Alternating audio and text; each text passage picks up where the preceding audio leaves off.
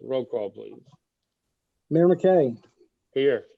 Vice Mayor Schroeder, Here. Councilmember Amundson, Here. Councilmember Hartman, Here. Councilmember Jablonski. Here. You have a quorum, Mayor. Awesome. If we could please stand for the pledge. Russell, I'm going to let you lead it. I pledge allegiance to the flag Flag of the United States States of America, and to the republic for for which which it it stands, stands, one one nation, nation, under God, under God, indivisible, indivisible, with liberty, liberty and justice for all. justice for all. Thank you, sir. All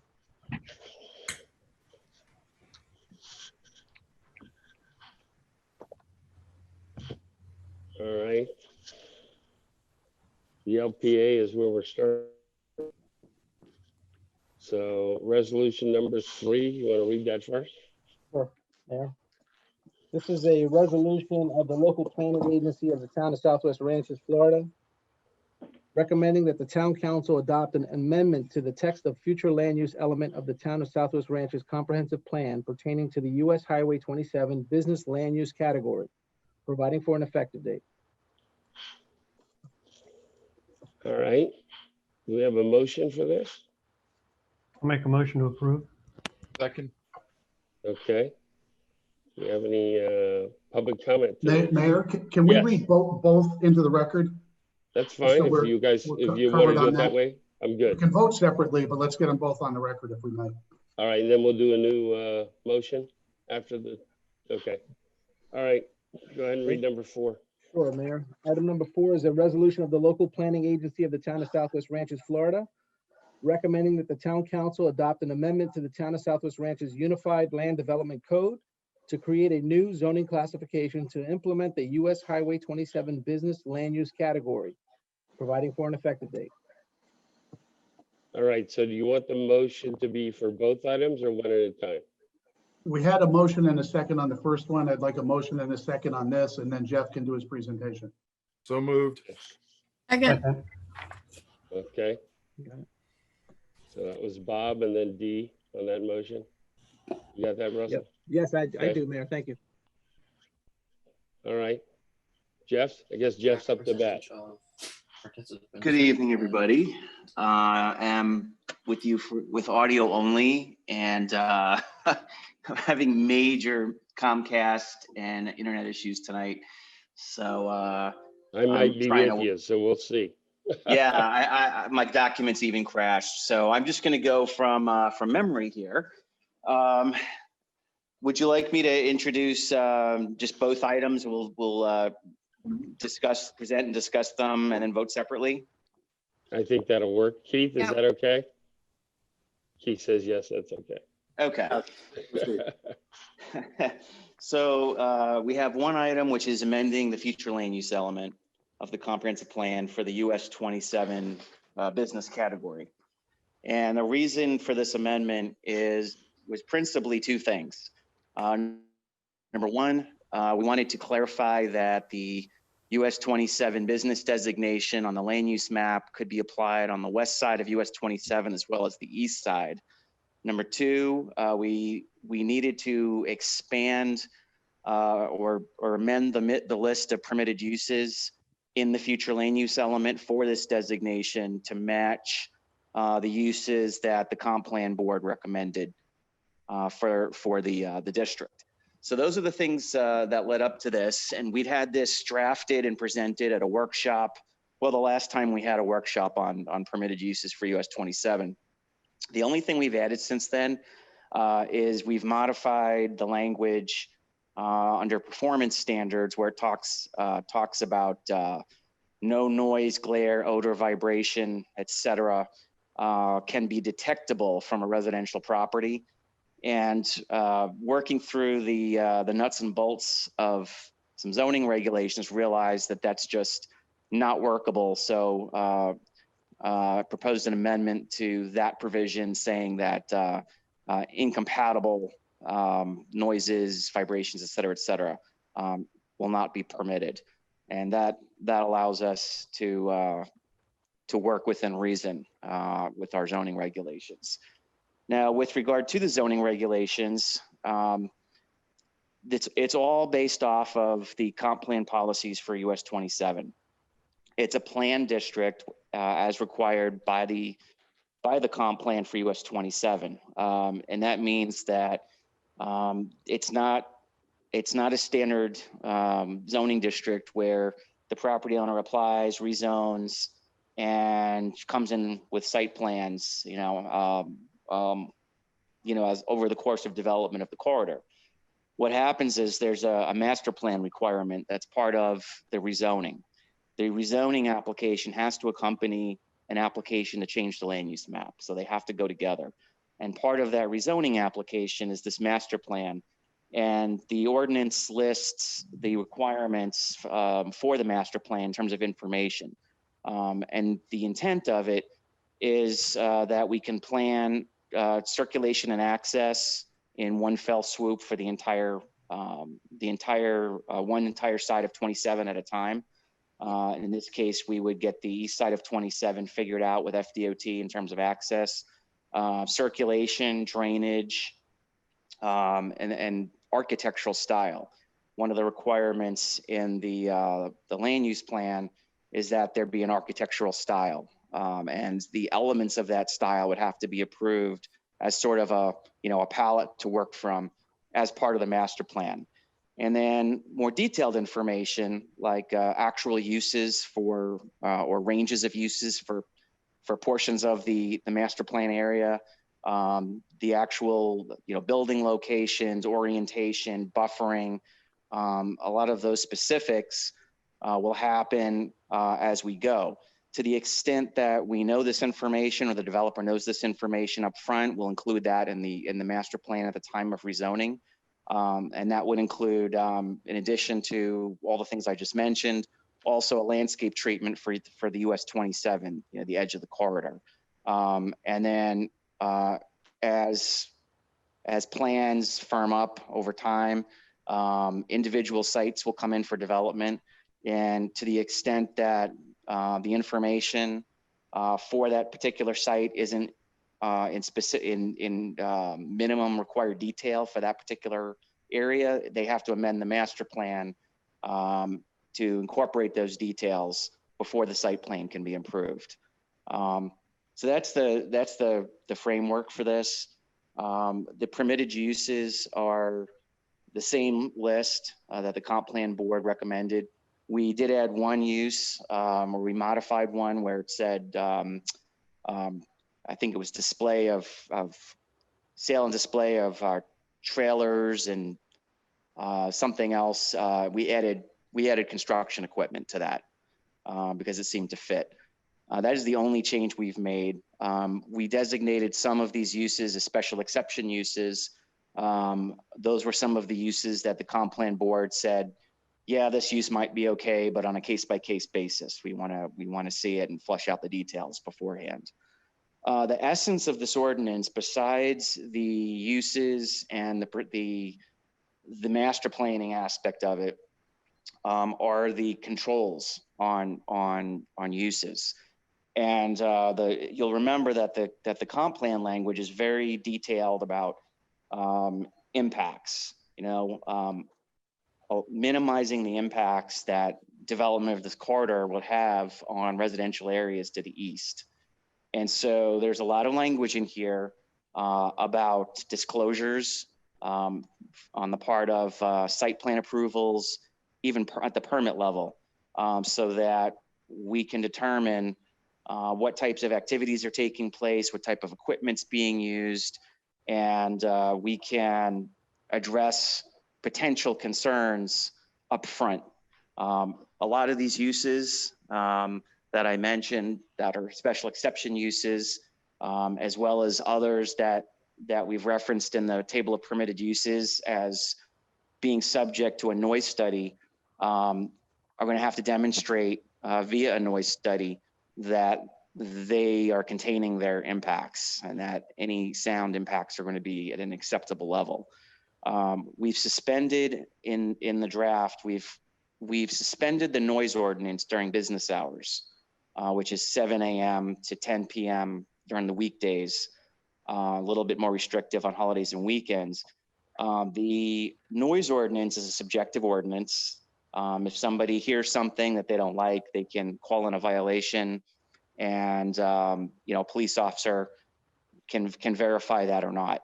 The idea here is we don't want to be in a situation where we have subjective standards that are in play when a particular business or use has met our requirements up front. So during those hours, we have different standards which are going to be enforced up front during site plan review, master plan amendment, and at permit level, wherever necessary.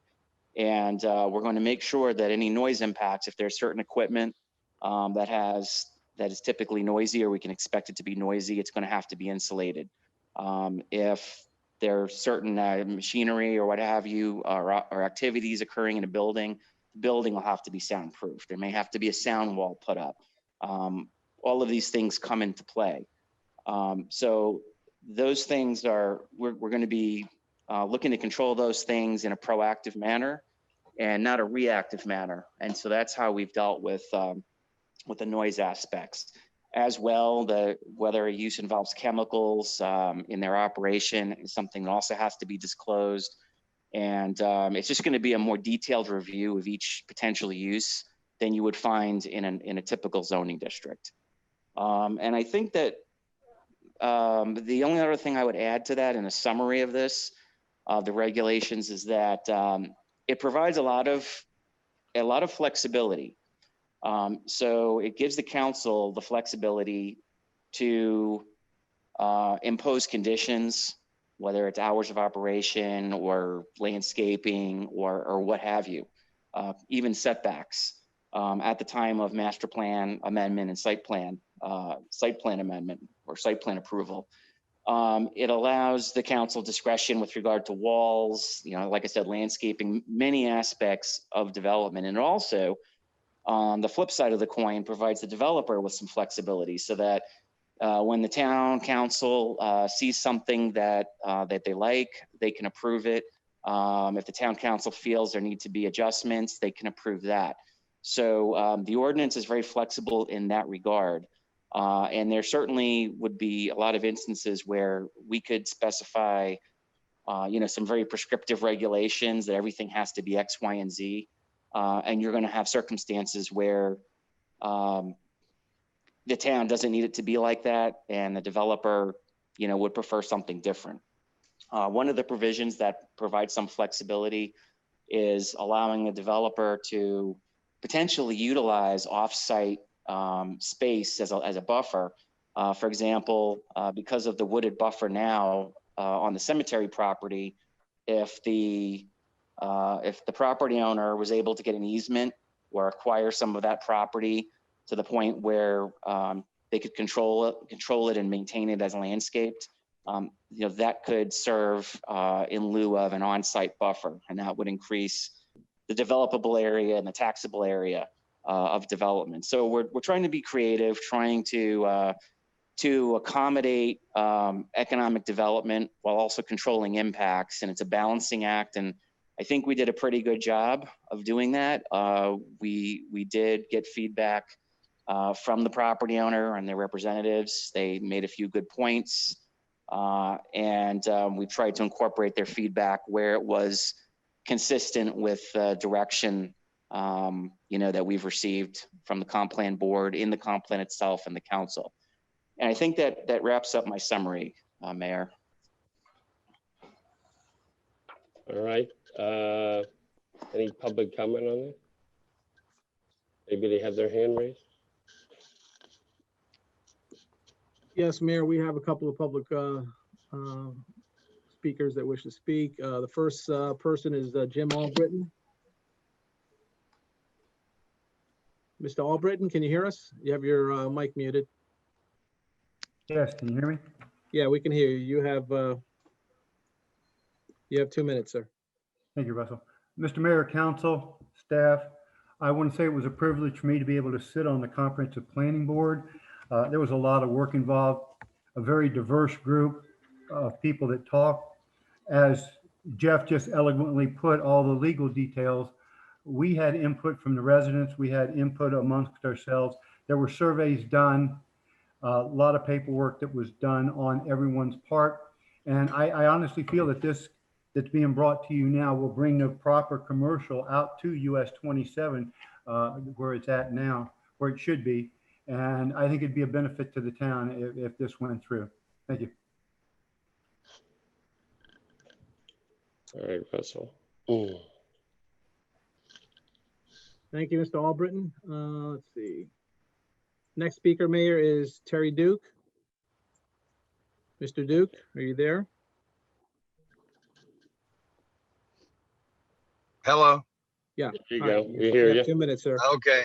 And Mr. Mayor, Council. I was listening to Jeff a minute ago. You guys were talking about doing the zoning starting on the east side of 27 first.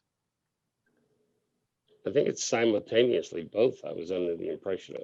Yeah, I was just explaining that the comp plan amendment that we're talking about right now is to allow you with the zoning and the land use on both the east and west sides. Okay. That was it. I misunderstood you. Okay. Okay. I think that's it, Mayor. That's the only public speakers that I see. Okay. Hold on a second. We have one other. Okay. Hold on. Looks like it's Newell Hollingsworth. Mr. Hollingsworth, can you hear us? Can you hear me? Yes. we can Yes. hear you. You have 2 minutes, sir. Okay. A couple of questions on this here. When you take a look at page 3 of 15, the letter E, unlisted uses. If it is granted or denied, and by whom, and would it then be listed in the schedule of uses? So who is going to be doing the granting and denying? And after it is granted or denied, would it then be listed in the schedule of uses? Also on page 6 of 15, the schedule of uses. Number 49, which is the distribution warehouses. On May 2nd, 2018 was the first workshop that was advertised by the Town Comprehensive Plan Advisory Board. There was another one in 2019 for the residents. The residents on 208, 209, and 210 were very adamant about the amount of noise that could be generated and would be generated by an industrial warehouse that will operate 24 hours a day. We put some rules in there, which the council has taken out, that said at 10 o'clock it would shut down and no one could come in, no one could go out. Well, the new board in 2020 added back in the warehouses, industrial warehouse, distribution warehouses, because they did not know the adamant attitude of the individuals on 208, 209, and 210. And they had turned out maybe 50, 60 people spoke against having distribution warehouses on that property to the west, especially on the east side of US 27, because we weren't even discussing US 27 west side at that time.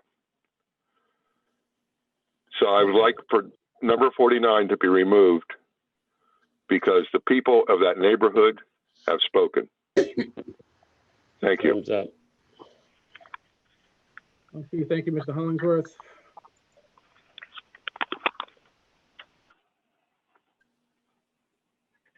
Anyone else?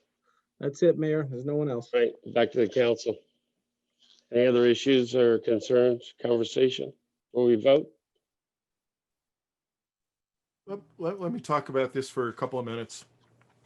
So first, I do want to thank the Comp Plan Board. I mean, this was worked on probably a total of 3 or 4 years. A lot of blood, sweat, and tears went into this, a lot of discussions. And thank you to the Bergeron organization for working with us, because I didn't know Frank before this. I got to know Frank through this process, and known Lonnie for a while and Ron for a while, but it's a good group of people and they were pretty flexible. And this is that's the spirit of partnership. I am definitely concerned about noise. I worked for the second largest trucking company in America for a while, and I've been to the maintenance facilities and distribution centers, and distribution centers can get pretty noisy pretty quickly with trucks coming and going, sitting and idling, all sorts of things that certainly would impact peace and tranquility around the neighborhood. What I'd like to see, I go through the list here, and most of these items I'm comfortable with. I know that it's gone back and forth over the years. The only one that I do have a concern with is the one Newell brought up, 49. I'm not looking to stop it necessarily. What I'd rather do is like some of these other more, what's the right word, controversial things like an industrial lab, or there's a couple of items in here, frozen food companies, they're special exception. And what I'd like to offer to the council is treat this as a special exception to try to protect the neighbors. And the reason I say that is Newell's right. A lot of people were very concerned about the noise. And if we put that as special exception, it gives us a little bit of time. It gives Bergerons a little bit of time to go out there and figure out how to mitigate the sound and come back with a plan to the community, obviously to us, but to the community as well, to address any concerns. I think a noise study would be required here as well, but you put 50 trucks there sitting there idling, or even if you tell them to turn it off, you're still going to have a truck driver that leaves it running. I don't think anybody wants that in their backyard or in their backyard with even with a buffer. So what I'm suggesting here is on 49, switch it from permitted, where they can kind of do it whenever they're ready to special exception, which means they're going to have to go through a little more scrutiny than they would if we just had it as P. So that's what I'm proposing. I I'll think chime in. Go ahead, Gary. Yeah, if I can. I don't disagree with that, Bob. We're not omitting it. We're not taking it out. We're just making conditions. And I think that's going to be for, a future council to decide if and when that ever comes up. And it may never come up for all we know, but at least we put in the caveats or the conditions that will make it come before us so that we can discuss it. Because right now there's really the hours of operation are from 8 on the weekends till 10 p.m. If you look through the conditions here, and we can make this one a little bit tighter. We're not denying it. We're basically saying we want to make the hours more concise or something to that effect at a later date. So I support that. Councilmember Hartman, was your suggestion a motion to amend the existing motion? I was going to ask the next question was, what's the procedure? That's what you would do to see if you have a second, and then a vote on that. All right, I made the motion on the first one, so I'll amend the first one. And I made the motion on the second, so I'll amend that one. I want to jump in and add to the conversation here that I think the Bergerons know better than we do what the noise decibels are out there. I don't know if it's in our repertoire of information of what the noise decibels are out on US 27. But the truck's 24 hours a day, 7 days a week. So I kind of find it a little overkill on making somebody do all that additional study and stuff. I would say if there's an issue comes up, it fall under our nuisance type of thing and address it that way. Well, the special exception doesn't require a study. The council would require that. I mean, the special exception just means that we want to look at it, a second look. Yep. So I understand, but Bob had mentioned doing a noise study and stuff, and I just. Well, that was the suggestion. That's not a requirement. Yeah. Am I correct, Keith? Right. Yeah, Keith's nodding his head yes. Can I ask a question, guys? Go right ahead. How many homes are out there on 208, 209, and 210? And Bob also made a comment that there was a lot of people, that were concerned about this. What is a lot of people? Was it the majority of the residents out there? Was there a study done? Who talked to them? You know? We're at one of the meetings a couple of years ago. A bunch of people showed up at an open comp plan board workshop so people could provide feedback. And Okay, if I recall, I know a couple of people out there called them, they showed up. I don't know too many people on 209, so I can't say who was from that street or 8, but there was a good showing at the comp plan board meeting a couple of years ago.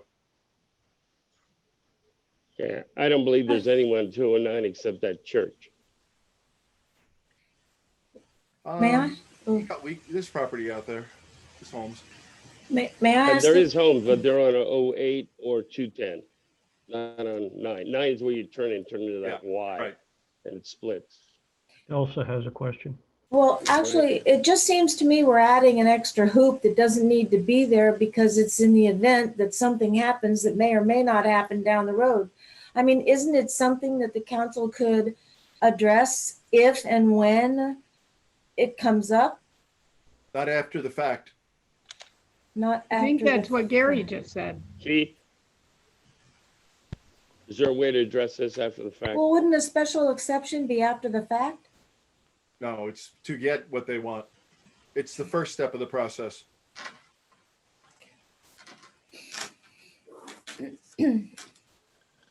Well, the special exception is not to deny, it's to put conditions on, or no conditions at all. It's a discretion of the council at that time. Right. So I mean, I just see it you're not throwing the baby out with the bathwater. You're just saying, hey, let's take a second look. Yeah, I just see it lengthening the process of somebody trying to get something done or do something out there. Obviously, it's all Mr. Bergeron's property out there. I mean, I personally thought it was a little crazy when he said you can have car dealerships, but you can't repair them. Yeah. But, I mean, that's a little kooky to me. I don't mind protecting the residents with an extra step. Listen, I think it's a good step.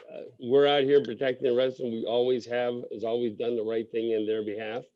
I think there's 5 homes that butt up to the cemetery that is the buffer between Mr. Bergeron's property and those homes. Yeah, we went through this last year. Yes, we We've did. been through it a few times, more than once. Once since I'm on the council. I'm just looking for the map right now. And regardless, I mean, even if there's only one house on that street, there's a bunch of properties that abut that at some point won't be landscape nurseries. More than likely, there'll be homes. So I don't want to look at this from what's there today. I mean, the buffer is a good thing. We talked about that a few months ago. That I like that a lot. But let's see, I'm seeing about 5 houses on 210 on the one side of the street. There's more on the other side of the street. I don't see any, well, There's one house 208. on the left, on the east side of the street on 210. Only one. Oh, excuse me. no, Stand corrected. Here, open up the map. Yeah, look, or I can show it if you want, but there's homes through there.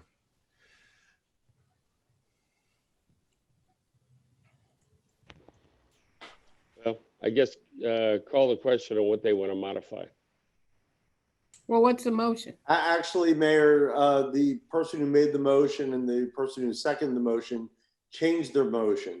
So as a result, the current motion on the ground is a motion to approve, subject to the changes that Councilmember Hartman put on the record. All right. Well, me personally, I'm not in support of that, but okay. Call the question. See if it passes. Okay, Do you want to repeat it again? What the motion was? I mean, I have the motion, but I don't have the nature of or all of the details of Councilmember Hartman's, I don't want to paraphrase, but it was basically, the motion was to approve subject to changes put on the record by Councilmember Hartman. Councilmember Hartman, do you mind just restating your changes so that everyone is clear? No problem. My motion is to change line number 49 on page of 6 of 15 from being permitted to a special exception item. to give the council more opportunity to examine this and work with the property owner.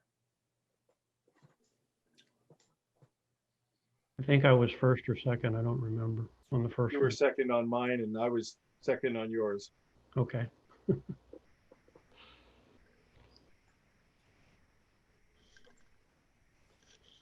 Okay, so do you want me to call the roll, Mayor? Yes, please. All right, this is for item number 3. So Councilmember Amundson, You're muted. you're muted. Thank you, no. Okay. Councilmember Hartman, Yes. Councilmember Jablonski, Yes. Vice Mayor Schroeder, No, Mayor McKay. No, Motion does not pass.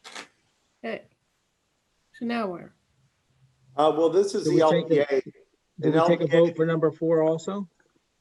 Because we did 2 separate motions. Did we We take a vote did. for number 4? Keith? Was there a separate, Yeah, there was a separate motion and a second for that. well, let's treat one at a time. This is still on item 3, the first motion. This is the LPA meeting, and LPA only has to approve by the majority vote.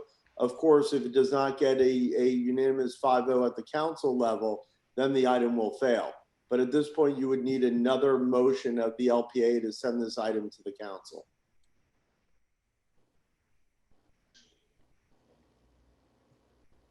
You need another motion? Is that what you said? We need a motion on the floor to be adopted in order to send this item to the town council. Okay, I make that motion Is your motion to approve? to send it to the council. No, it needs to go to the council with a recommendation of approval or denial. You're talking about the second one or the first one? No, the first one, item 3 that Item just failed on a 3-2 vote.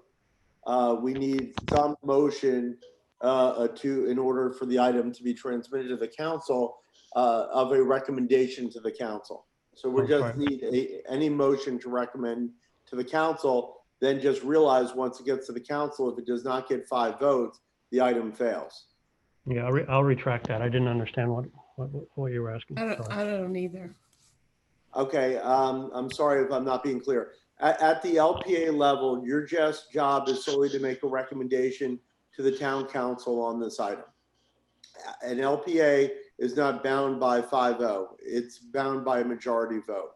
So whatever the motion is at this level, you need a motion to get a majority vote, whether it's approval, denial, approval with conditions, so that that motion will be reviewed by the town council.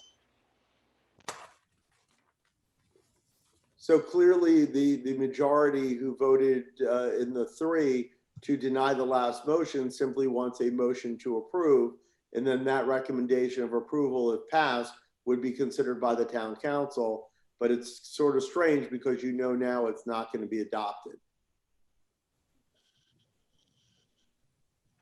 Is everyone following? Yeah. I'm following. I can't make a motion unless I pass it.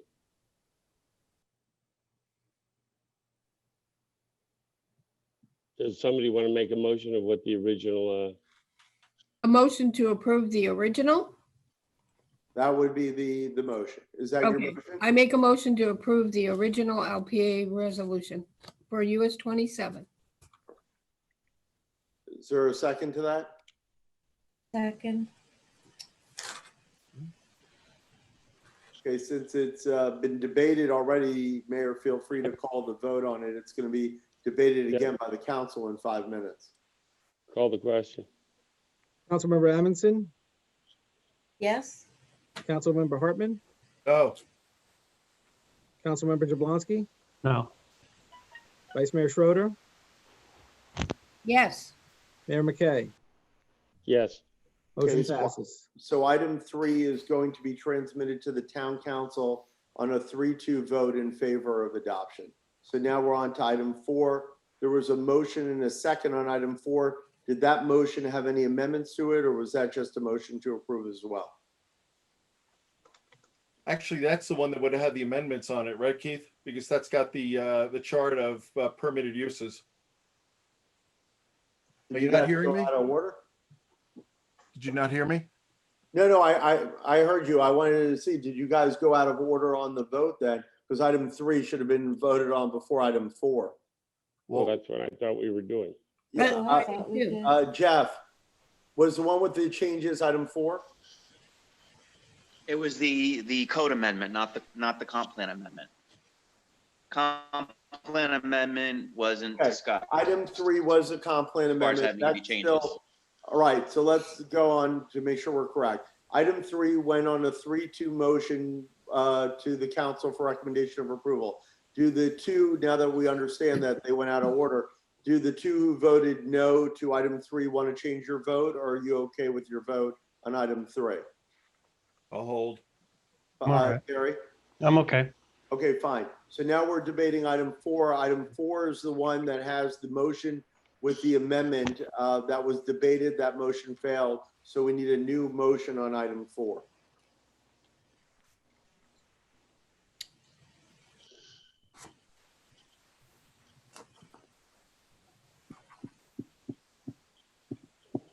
Again, the 3 who voted to deny item 4 would want to make a motion similar to the last motion, which just would be a motion to approve the LPA reso as written. But if it comes up a 3-2 vote, I'm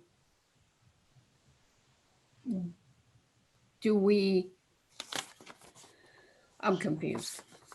I really am. At the LPA level, you're redebating this in 5 minutes at the council level. So it can be a 3-2 vote here. Because we're going to debate it anyways. Okay, so a motion to approve. Item 4 as written. As written. Second. Okay. Okay. I've already had comments on the issue, so call the question. All right. Councilmember Amundson, Yes. Councilmember Hartman, No. Councilmember Jablonski, No. Vice Mayor Schroeder, Yes. Mayor McKay. Yes. All right, motion passes 3-2. So just so everyone understands, this item will now be transmitted to the town council at your next meeting tonight. If they do not get a 5-0 vote, either of those items, they will be rejected by the town. Meaning, in the end, meaning, In the end, meaning they would not be passed. The rezoning would not occur. the rezoning would not occur, so nothing will happen out there. Correct. So then we go back to the drawing board for another, how many years? I mean, So at this point, the LPA meeting is concluded. If we could have a motion to adjourn, and then we can start the town council meeting. So moved. second. Okay.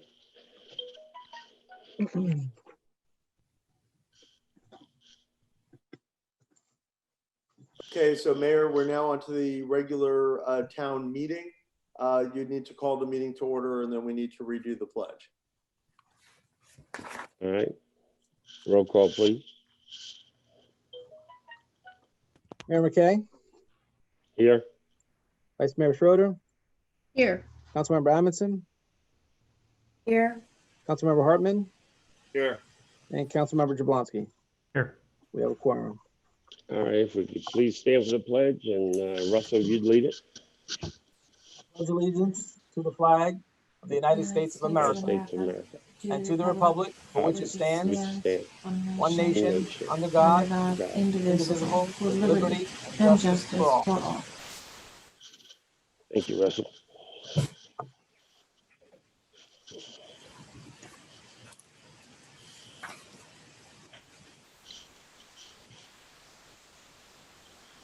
Mayor, your first item on the agenda is item 3, volunteer recognition. And I know that Madison Sullivan was one of them. So Councilmember Jablonski, can you please mention to them that they're on in 10 minutes? I will give it my best shot. They are probably having dinner. If not, we can always pull it back up after public comment if you would like. Yeah. Okay. Mayor, More time. perhaps we could proceed with the second person receiving a recognition. Maybe that'll give us enough time to get Kathy on the call. Okay. Okay, so these items, item 3 are basically recognition items for 2 outstanding young people that we have had in our community that have just done a tremendous job in volunteering and helping the town in many different facets. I won't spend a lot of time talking about all their exploits because we're going to read a proclamation into the record that kind of summarizes some of the things that they've done, but you are both, or you're familiar with both of these young people. Pavitt Paul McCarr and Madison Sullivan have done quite a bit for our community, and for this we wanted to make a special recognition for them. So we have before us, Mayor and Council, a proclamation. The first I'm going to read into the record for Pavitt Paul McCarr, and this is his volunteer recognition. So whereas the scope of government services is vast and it is challenging to meet all of the diverse needs of a community, and whereas volunteerism provides an enhancement to the levels of service provided by government to its community and is therefore vital to help cultivate a vibrant community. And whereas volunteers who give of themselves without any expectation other than the satisfaction of knowing they are contributing to the value of their community should be celebrated and recognized for their efforts. And whereas Pavitt Paul McCarr is a volunteer deserving of such recognition because of his numerous selfless acts, including collecting and delivering food supplies and gift cards to support the town's fundraising drive for the Military Heroes Support Foundation, developing and organizing the town's A Race for Unity and Diversity 5K run walk the past 2 years, which celebrates the unique diversity within the town while raising thousands of dollars for the town's college scholarship, and assisting most recently with the setup of the town's COVID-19 testing site at the Rolling Oaks Barn. And whereas Pavitt Paul McCarr has consistently demonstrated that he gives of himself selflessly to the town and its residents and is a beacon of hope for the future of our community, and for this should be recognized. So now therefore the mayor and town council do hereby extend our deepest thanks to Pavitt Paul McCarr on his many contributions to the town and designate October 11th, 2020 as Pavitt Paul McCarr Day. And so I just wanted to congratulate him. We have a special proclamation that will be signed by the mayor that we will present to Pavitt Paul. My only regret is that we couldn't recognize you in person, but I know that you're watching on Zoom and your family's watching and your supporters are watching on Zoom. And so we're just so proud of you and we appreciate all the many things that you've done for the town. Thank you. Thank you. Yes, Thank thank so you. much. Thank you very, very much. You're It's a quite a pleasure, and young you've done an amazing job, and I hope you Amazing. continue to thrive. Thank you so much. I had a quick little thing that I wanted to say. Do you mind if I take that time? Go right ahead. Thank you. So hello, town council and town members. Thank you so much for this recognition. I would like to thank each and every member of the town of Southwest Ranches who gave my team and I the support and encouragement needed to succeed. If it weren't for the townspeople, none of this would have been possible. I would like to extend a special thanks to Russell Muniz, Mayor McKay, and all the town council members for their tireless work and assistance. I would like to give a shout out to the entire Sikh Youth Association for their commitment and effort in making everything possible.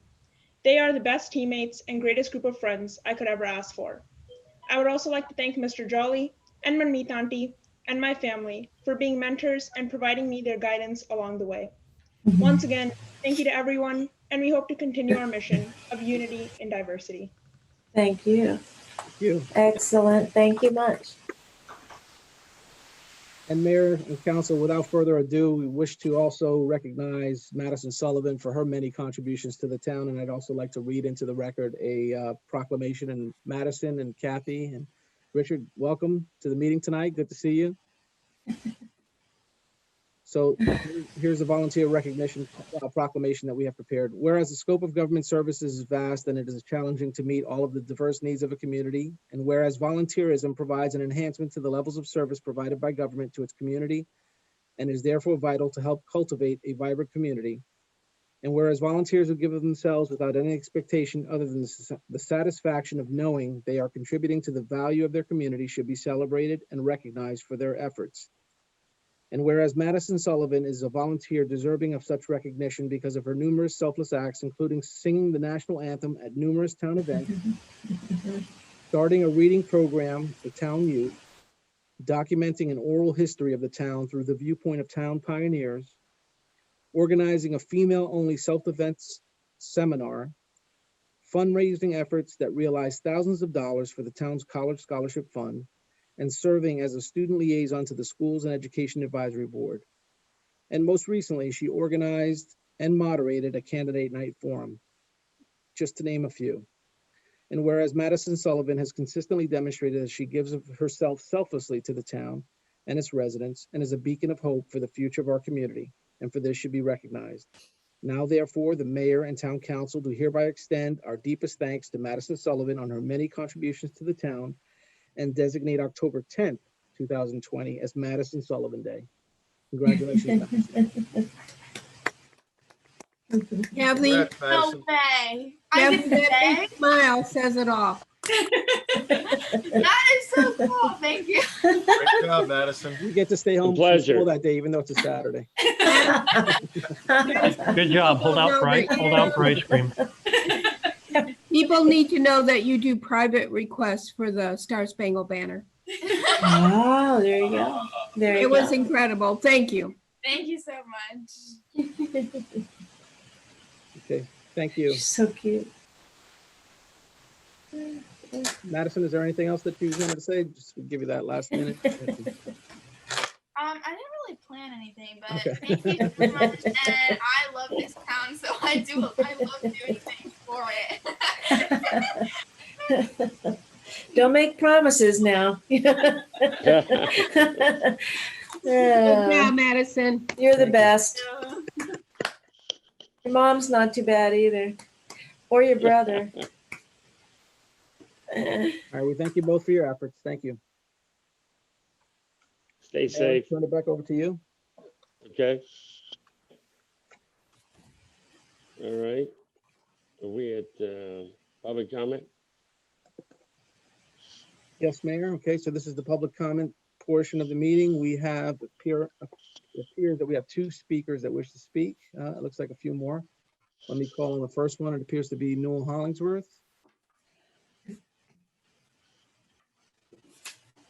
Mr. Hollingsworth, can you hear us?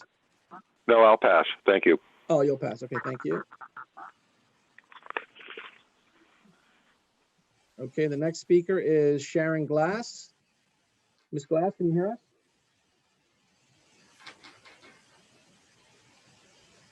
Ms. Glass, can you hear us? You're on mute.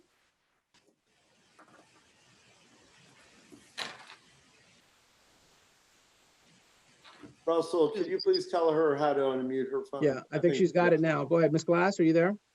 Yes, I am here. Okay, you have 3 minutes. I Go live ahead. at 6101 US Highway 27, Southwest Ranches, Florida 33332. My family purchased this property in 1970. I have found myself at odds with the Davie Police Department. They don't seem to know what a warrant is. I have Terrell Duke intruding on my property, bowling me, telling me I should just leave, putting in false surveys into the property appraiser's office. I won't go on. It goes on. It's horrendous. I know who he contributes to because that same person is a real estate agent that had contacted a nonprofit that I am a director of and was at that, no, I may not have been at that time, and asked for me personally and asked if I was selling my land. This is before all these issues came up, and I'd like to bring some light on it. I'd like everyone to know that Doug McKay wanted to handle the sale of my land because he knew it was going to go commercial. I want to live on my land. I'm dying. I'm on oxygen. The doctors say I don't have long. Yet I have to face a bully in a town that doesn't recognize that we have corruption in it. I am not trying to yell. I am hard of hearing from running that gun range for so long. So please don't misunderstand me. I am not hostile in any way. But I would appreciate it if our politicians in our community would stick to our laws and listen to the ranchers and what they want.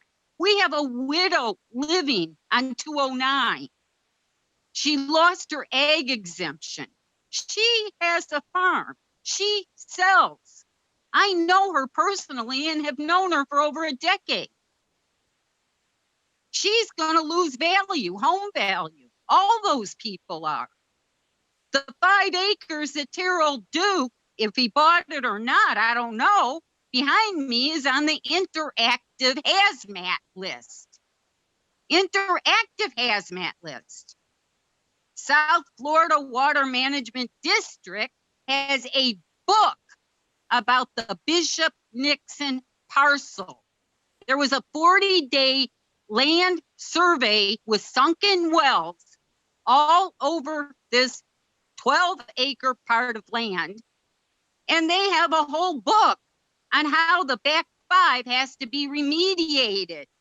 You have 10 But we seconds. had the Davie police here waiting as Terrell Duke drove some kind of heavy equipment Time's up. and Sharon, excavated. your time's up. I'm sorry. I'm sorry, sir.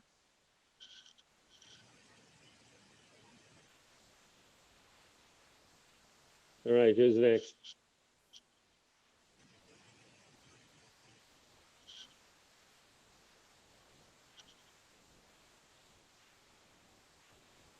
Russell, you're on mute, so your lips are moving, but they can't hear you. Okay. Thank you, Keith. I was wondering. Mr. Albritton, you're next, sir. Can you hear us? Thank you, Russell. Mr. Mayor, Town Council, staff, I'd like to say congratulations to the 2 recipients that just received the awards. That's 2 very fine young people in this community. And also, I'd like to say I'm very sorry to hear that the council didn't entertain Bob's motion there.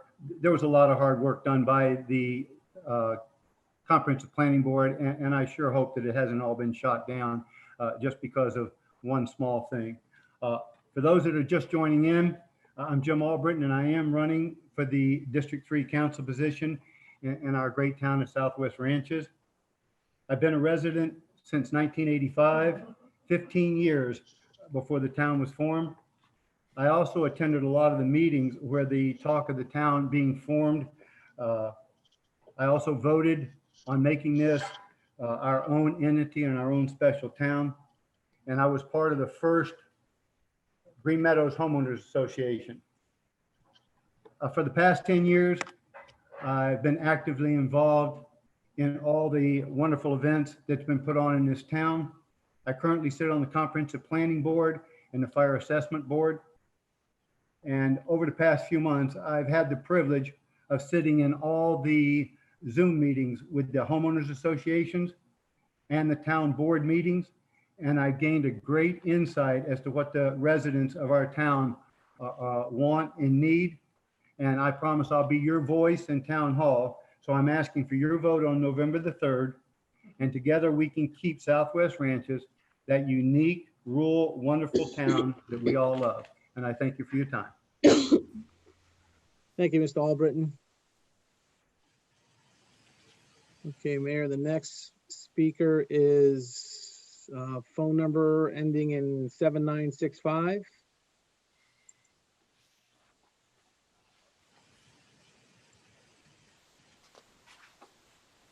Phone number ending in 7965. Can you hear me? Yes, Hello? we can hear you. Yes, go ahead. Okay, Mr. George Kalis, Kalis. Mr. Kalis, you're echoing. Do you have another computer on in the background that you yeah. can turn down the How's volume? that? Is please? that better? Much better, thank you. Okay. You have 3 minutes, sir. Okay, George Kalis, 6721 Hancock Road. I'm going to reiterate a lot of things, but I'm the party that's next to the dump, not the farm, but the dump. First of all, I want to publicly thank Lori Parrish, who went through the trouble of coming out here, taking pictures, making phone calls, and to try to help me out with the adjustment board, the tax assessor's office. I'm sorry. Nevertheless, you all got the report that how my neighbor lied and cheated and was turned down by the tax assessor's office, and then with the help of Mary Gay Chapels, he went on to the Value Adjustment Board and he got that, he got the ag exemption. Having said that, I want to talk about rights real quick. My neighbor is from Jamaica, and I'm guessing he's still on a green card. And I'm also guessing that he's only here to rape my country and get what he can out of it. My wife and I are born right here in the USA. We paid our taxes. I was never arrested, never went to jail, did my military time with an honorable discharge. I give to Boys Town, I give to AMVETS, I give to Sloan Kettering, St. Jude, and Paralyzed Vets.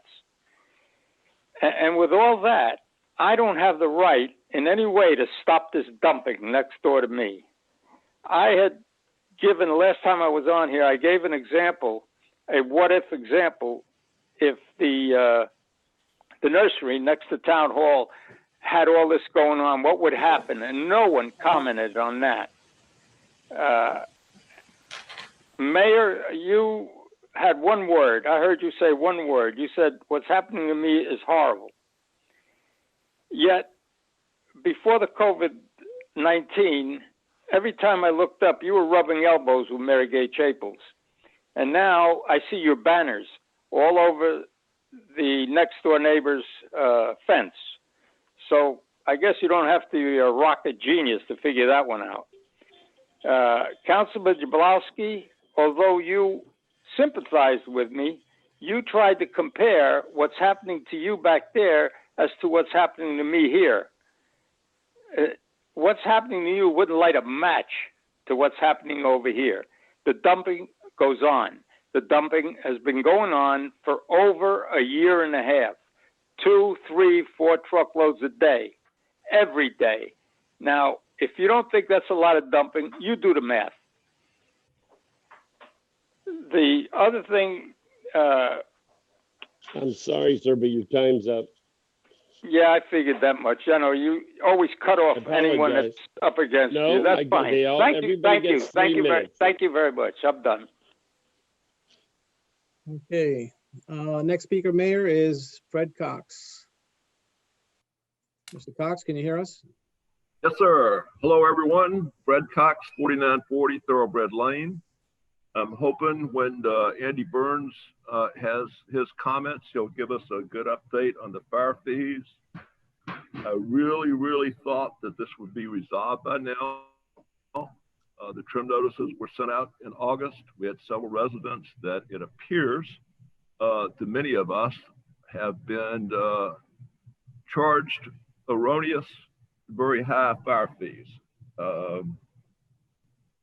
Did an analogy, y'all passed noise ordinance 2020-006, and I find this real interesting, but nevertheless, y'all passed it. And illegal noise is going to be determined by a reasonable person. And I suggested that perhaps we look at fire fees as a reasonable person. We have houses in town of 11,000, 12,000, 14,000. I believe Doug informed us that it's gigantic. Under construction house on Hancock Road is somewhere in the neighborhood of 40,000 square feet. I can't even imagine that. I've looked at it. It is huge. I think he's got it mixed up, 1 acre per house versus, 1 house per acre, but nevertheless. So we're charging them $629.14. Yet someone with a pole barn, with a wholesale nursery, not a retail nursery, is charged $4,400 and some odd dollars for a pole barn. That's not reasonable. We have several issues. I thought we would be resolved. I'm asking for resolution. Trim notices went out in August. The people did properly. They notified Marty Sherwood in writing in August. And here it is October, and we're waiting. So thank you for your concern, investigation, and I look forward to a positive report. Thank you, Mr. Cox. Okay, Mayor, the next speaker is Stephen Breit. Mr. Breit, can you hear us? Yes, I can. Can you hear me? Yes, we can hear you. Go ahead. Okay, great. I just wanted to touch on a few different items. Steve Breit, Cruz, 5120 Southwest 195th Terrace. And I am running for mayor, so appreciate your support. A few things, our census, I encourage everybody who has not yet completed the census form to please go out and update that census form. It's really important for getting funding and for getting the funds into the town that we need. And frankly, we're falling behind our neighbors. Our neighbors, Davy and some of our other neighbors have greater percentage response than we do. So I would just encourage everybody, if you haven't done that already, to please do that. I wanted to pass on also my congratulations to Pavitt Paul and Madison. Just really appreciate everything that they do. They do an amazing job, give so much of their time, really embody the volunteer spirit that this town is built on. So just my congratulations and really my thanks for all that they do. And then I wanted to also kind of piggyback on what Fred was just talking about. The fire fees are just not fair. They're not right. They were not executed the way they were intended by the committee. And the council, it's really up to you. You need to have the leadership here to address this issue and provide guidance to the town administrator so that he can waive these fees this year and that we can take a look at it next year and do the right thing by these folks. They got caught in the middle of something that they should not have gotten caught in. And so we really look to you all to resolve this issue and to do what's right for the residents. And then the last thing I just wanted to mention was, in case you hadn't noticed, there is an election going on. And no matter who you're going to vote for, please go out and vote. This is your opportunity to make your choice. And I just encourage everybody to make sure that you vote. Thank you very much. Thank you, Mr. Breit. Mayor, the next speaker is Terry Duke. Okay. Mr. Duke, can you hear us? Yes, can you hear me? Yes, we can hear you. You have 3 minutes. Go ahead. Hey, I just wanted to let everybody know, I did get a summary final judgment on the easement that Sharon Glass was talking about. We're still in the process of identifying where everything is at. The survey was approved by a judge, and if you guys need be, I can send a copy of it tomorrow. I can have it to the town of Southwest Ranches so they can see it themselves.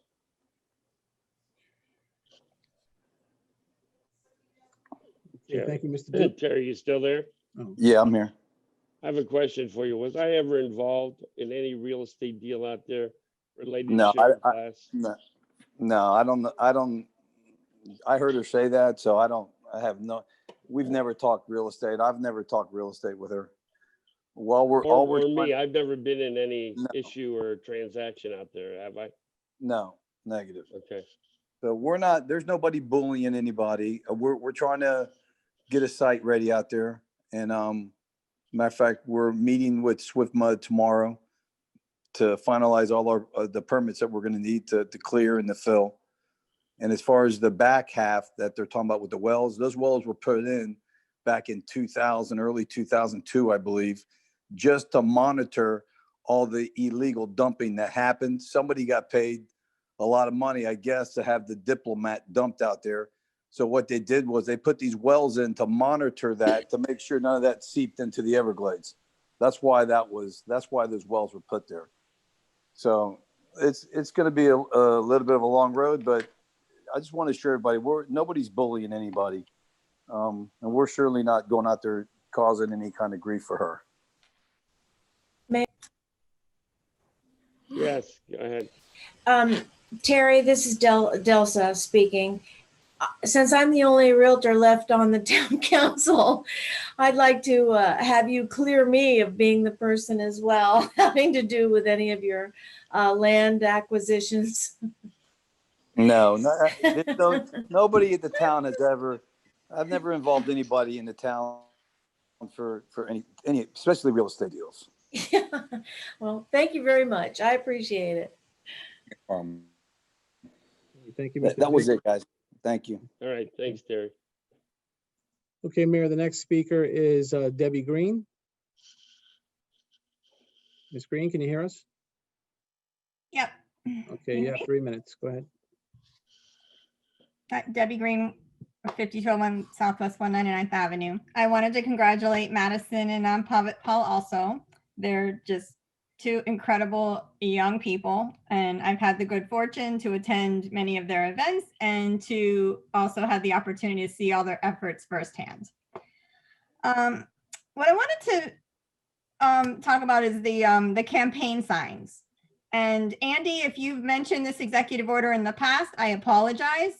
But I had found out about this from a resident. I called town hall and spoke with Code and Julio because I wanted just to understand what was true and what was rumor or gossip.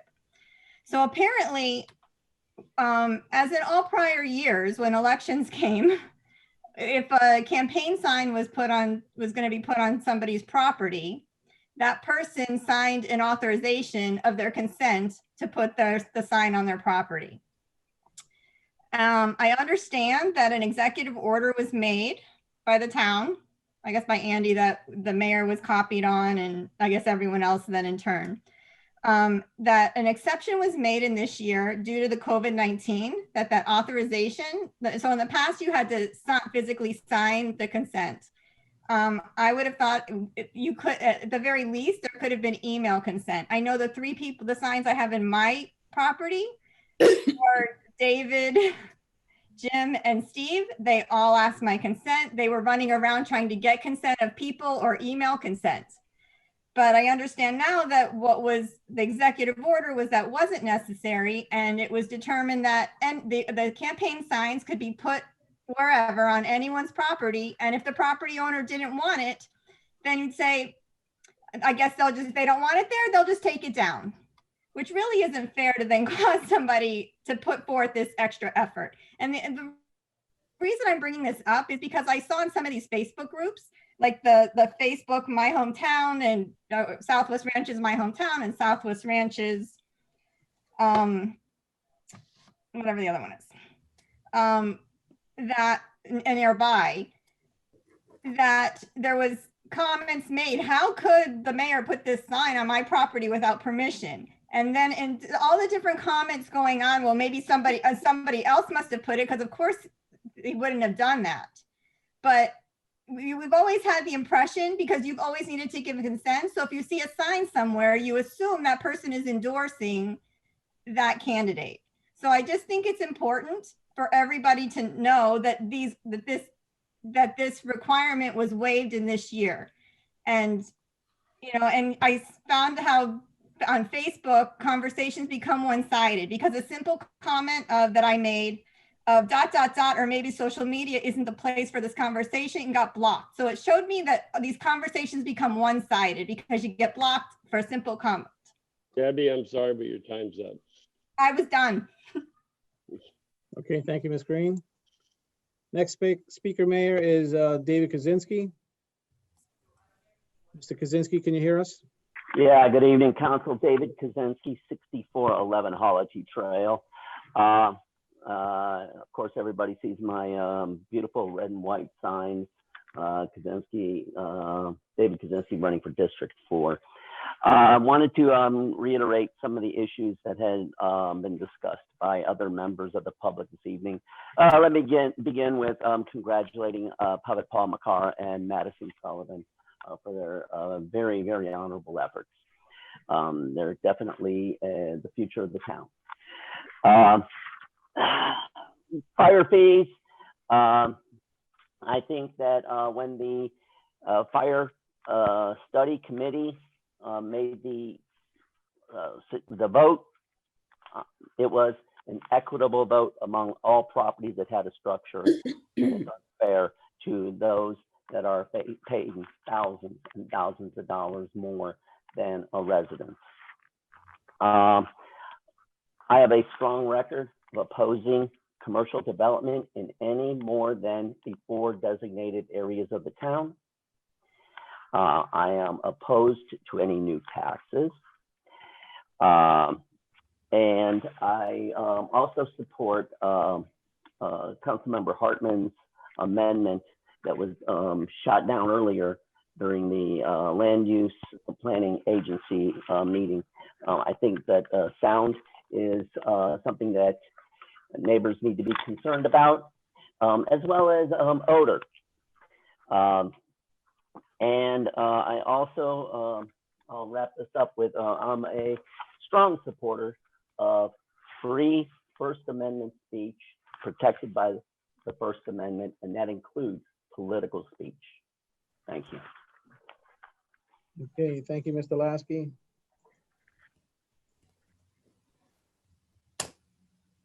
Kaczynski. I'm sorry, Mr. Kaczynski. I just got an email that just came across. I apologize.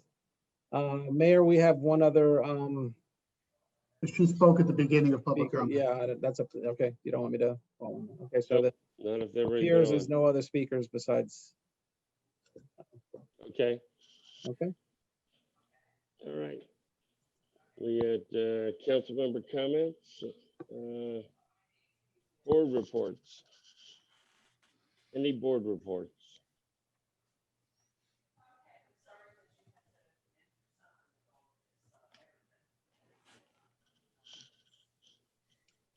Debbie Green is raising her hand, Mayor.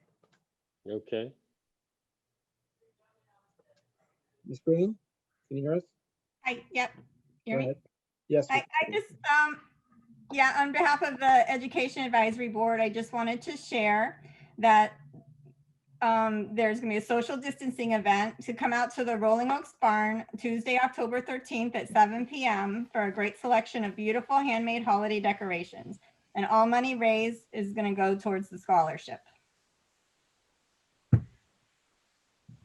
Thank you.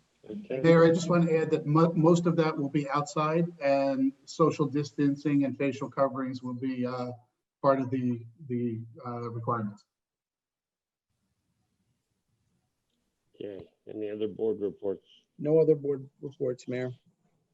All right, council member comments. Yeah, I'll go. Go ahead, Gary. Thank you very much. Thank everybody for coming. If you're out there, just want to make a couple comments. I'll be brief. Just to answer a lot of people's questions, the council tasked Andy with coming up with the report on the fire fees on the second meeting in October. We're not there yet. So Andy, I know, is diligently working on it, and I'm sure he'll comment on it in his comments. So I just want to make sure everybody understands that.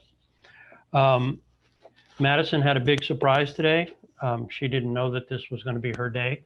And so she was, I want to say tickled pink. I mean, really excited about it. And my thanks goes out to Pat and Paul. Both of them are real examples for our community, and I'm really, really proud of them. And a lot of things that we do there is a result of their efforts. And it just makes this place that much better. So I want to congratulate both of them and thank them for all their hard work. Ms. Green mentioned the item at the barn on October 13th. So for the scholarship board, scholarship fund, so I won't reiterate that. She covered it pretty well. And just want to make a minor mention about some comments made during public comment with Mr. Kalis. If I thought it would do any good, I would show up at his house with a shovel to help him, but I don't see where I can do a whole lot with the value added board. And that doesn't mean I'm giving up, or it doesn't mean I don't care. It just means that we've run into a wall, and we need to figure out how we're going to scale that wall in the future. So I just wanted to, mention that to him. He's probably right. My home, my area is probably a poor comparison to him. And if he took any offense to that, I apologize. And I apologize here in the meeting. It wasn't my intention. It was just to basically let him know that I felt for him and him and his family. So, and like I said, if it would help, I'd show up with a shovel at his house tomorrow, if that would help. So I just want to make mention of that. And that's all I have, Mayor. Gary, I think we all would show up with a shovel if we thought we could help. Mm-hmm. So, unfortunately, it's more the county and the state, and not so much in our hands, unfortunately. So, yeah, amen to that. who'd like to go next? I guess I will. Go I ahead, wanted Delcy. to answer Ms. Green because I think there was a lot of anger in her tonality. And I want her to know that wherever my husband and my brother have put up my signs, we have asked directly if our sign could go there. I do have a signed document from someone early on who offered, and it was sent to me via email. But I also understood that this COVID-19 was a little bit preventative, as people were not readily wanting to get close to people and sign documents. And that's why I believe we've gone a different route. But I don't know anyone that didn't ask for permission to put a sign up. I know I didn't. And that leads me to let people know that might be listening that I am running for the seat I was overwhelmingly appointed to, and that's for District 3. And I appreciate not your money, but your vote. I don't make promises because you never know what's coming up. But I don't think any one individual resident of this town outloves the town more than the next. We're not monolithic. We look at our properties and the way we live through our eyes, not through not through the eyes of the others. So I would appreciate your vote and know that you can fool me once. Don't ever lie to me, because once that's happened, the faith is gone. Madison and Pavik Paul, thank you so very much. Madison, October 10th is my oldest son's birthday, so I'll always remember October 10th when it comes to you. And the two of you are shining bright lights for younger people. And I appreciate that you are out there doing it in the public, and you're great leaders for the people coming behind you, and you are friends. So thank you very much. And that's all I wanted to say. Okay. All right. I guess I'll go next. Okay. I just wanted to say, Mr. Kalis, I believe the same thing that Councilmember Jablonski is saying. We'd all come out and help. And when your hands are tied, it is so frustrating that you can't resolve an issue to make everybody happy. And I wish we all could. Believe me, we really do. I want to thank Madison and Pavit Paul. You look at two kids like that and you think there's many, many, many more out there. What good hands is our town in when we got kids like that? That's incredible. Keep up the good work. Don't ever stop. Don't ever give up. This is a great town. I'm running for District 4, and I haven't really spoke too much about it. But I've seen what's been on Facebook, the neighborhood of Southwest Ranches. And I don't believe I've ever lied or hurt anybody in this town ever. I've always tried to help wherever I could. Pick up the phone, give me a call, tell me you need some help, not a problem. I don't need a pat on the back. I don't need a logo. I don't need anything. I rest easy at night knowing I've helped my neighbors, whether they're out on 210 or they're out on 126. It doesn't matter to me. If you need help, call. I can't get into the Facebook stuff. I've tried and tried and tried. I find that there is a lot of lies. There's distortion.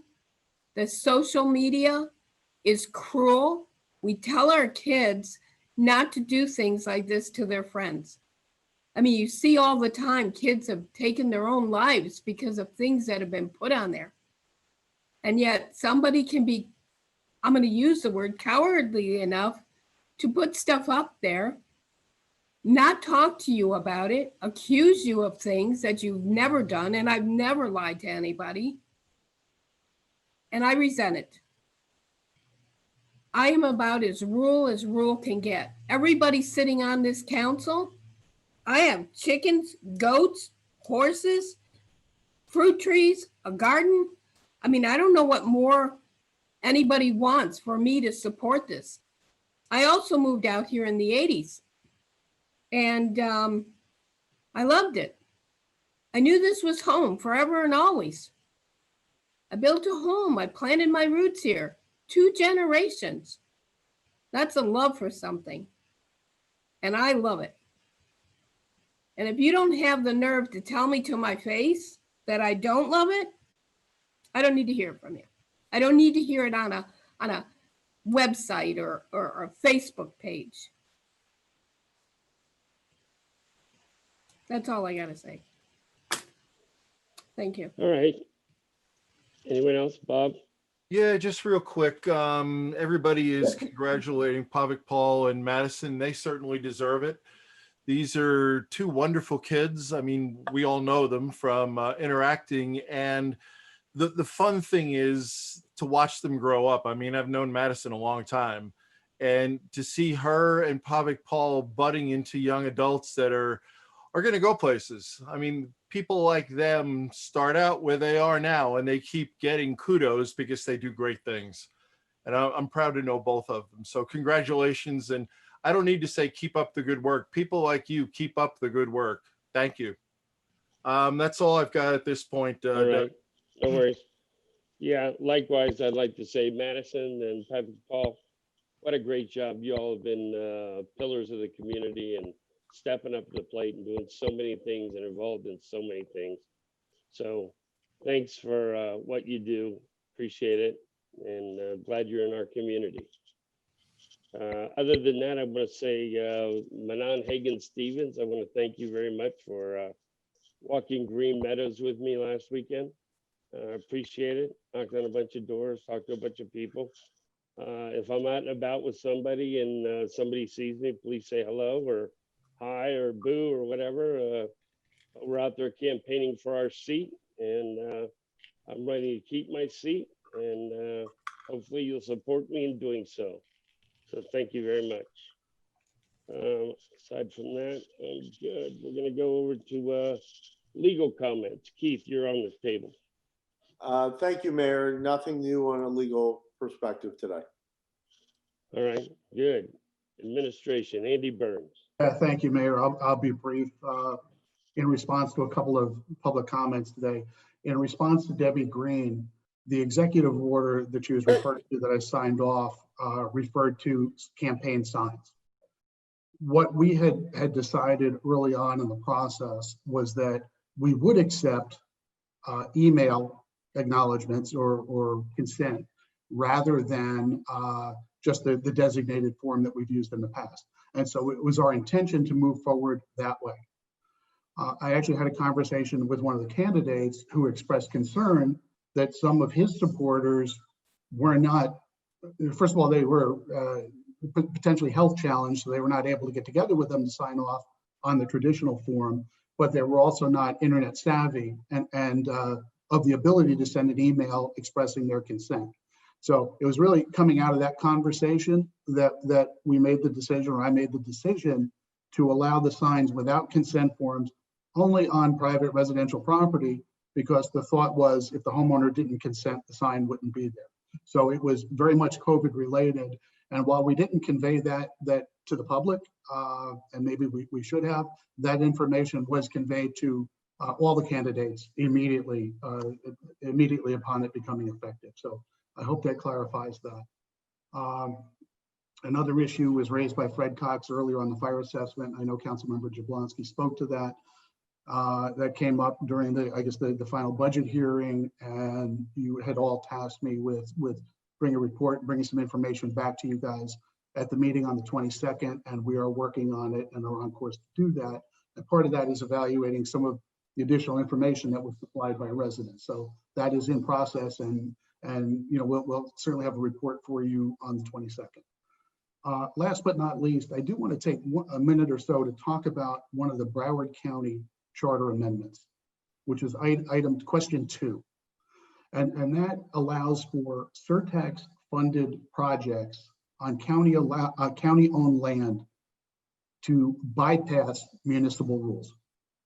So if the county owns land and they want to move forward with some surtax funded project, as a council, your approvals, your consent, our codes mean nothing. They're able to do whatever they want to do.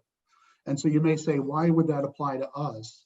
Because we don't have county-owned land that would be applicable within Southwest Ranches. Here's where it does apply to us. The formerly proposed park and ride lot at Griffin and 75, which is located in Davie, we were able to stop partnering with Davie. If this resolution was to go through this charter amendment, this county charter amendment, the county would have the option to go back and revisit that and do anything they wanted to, and there would be no local control at all over this process. So this charter amendment 2 is there are potential dangers and concerns for municipalities, and I wanted to make you all and anybody watching aware of that. And I just want to back up to one more thing with Mr. Cox.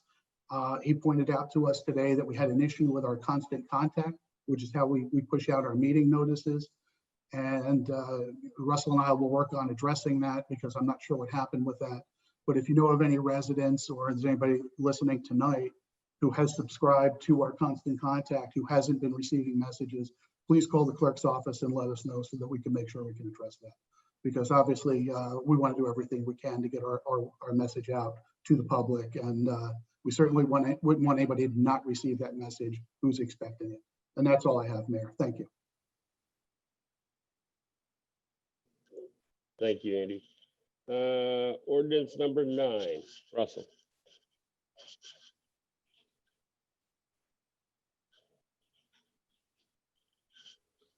Yes, Mayor, this is an ordinance of the town of Southwest Ranches, Florida, amending the text of the future land use element of the town of Southwest Ranches comprehensive plan pertaining to the US Highway 27 business land use category, providing for transmittal to the State Land Planning Agency, requesting recertification by the Broward County Planning Council, and providing for an effective date.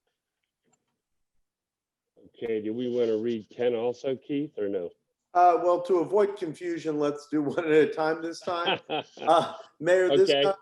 this comes to you with a recommendation of approval from the local planning agency. It was a 3-2 vote. In order for item 9 or 10 to be approved tonight, it would require the unanimous vote of the entire town council. The public has spoken on this, but of course, if anyone different or new or anyone has something to add, you should feel free to reopen it to those individuals. At this time, Mayor, it's over to you all for a motion and consideration, but let's do 9 first and then 10. Okay.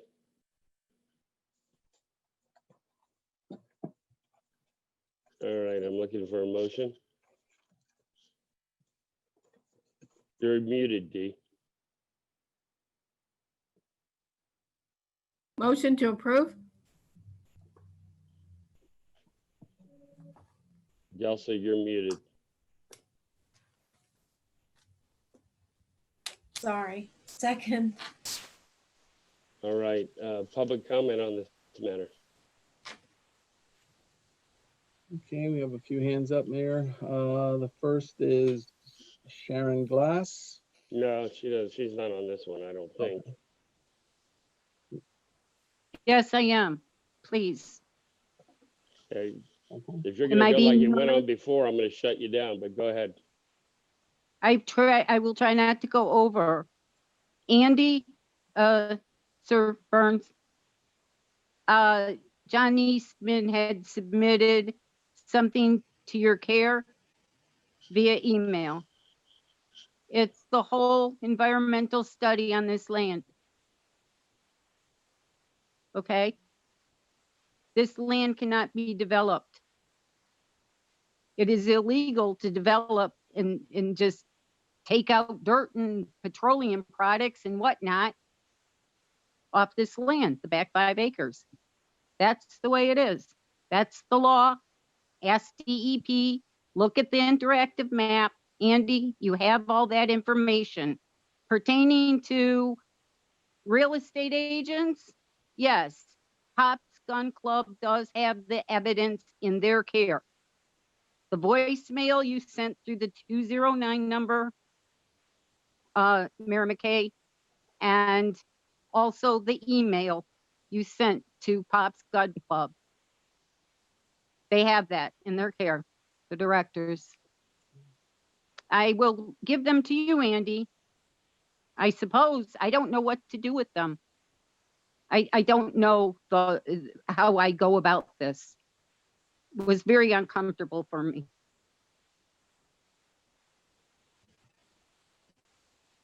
Thank you very much for your time and your devotion, all of you, for serving. Thank you, Ms. Glass.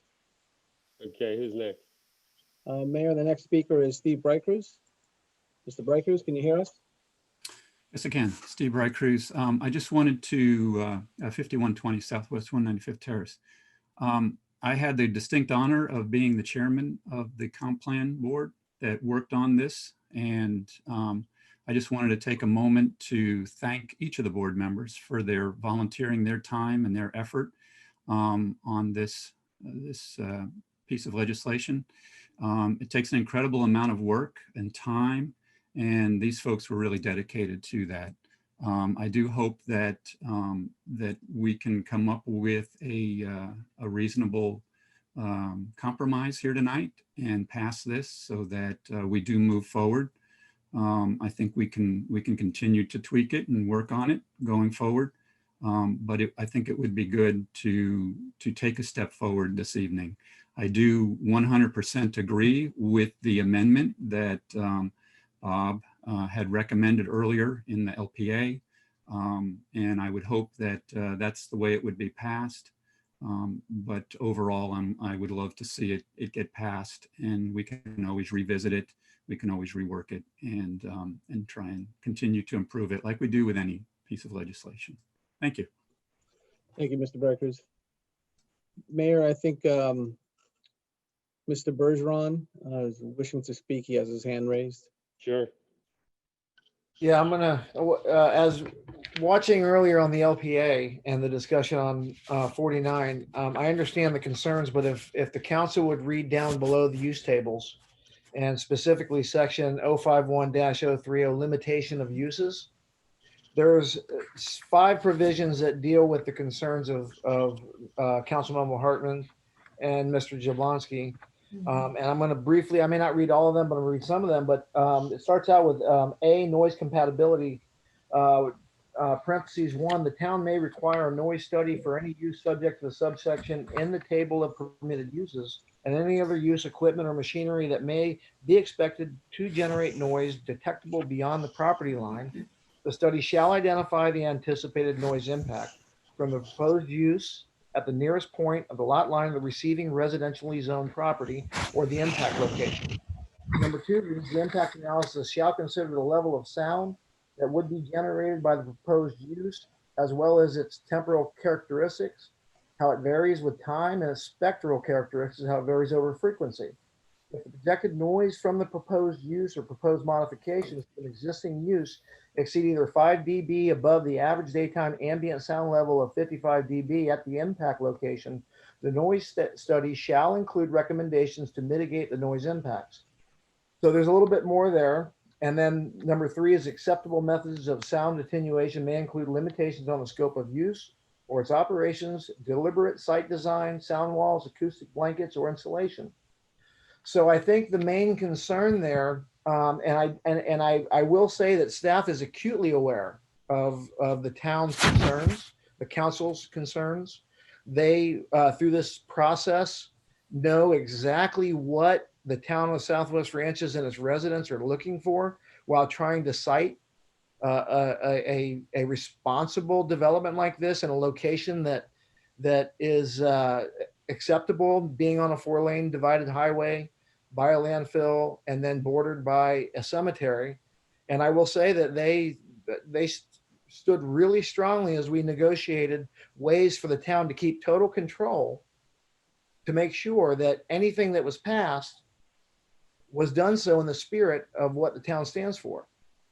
So I just wanted to bring that forward because I seen the 3-2 divide, but I believe staff has come together with a group of limitations of the use that gives the town control at any point. And then there's additional at site plan, and there is part 1 and part 2 of these site plan approvals. There's a lot of catch-alls that were built into this language to make sure that not only could we develop the property responsibly, but that the town had the level of control that it needed in order to give the residents the security they need in order to be behind what the council's doing here.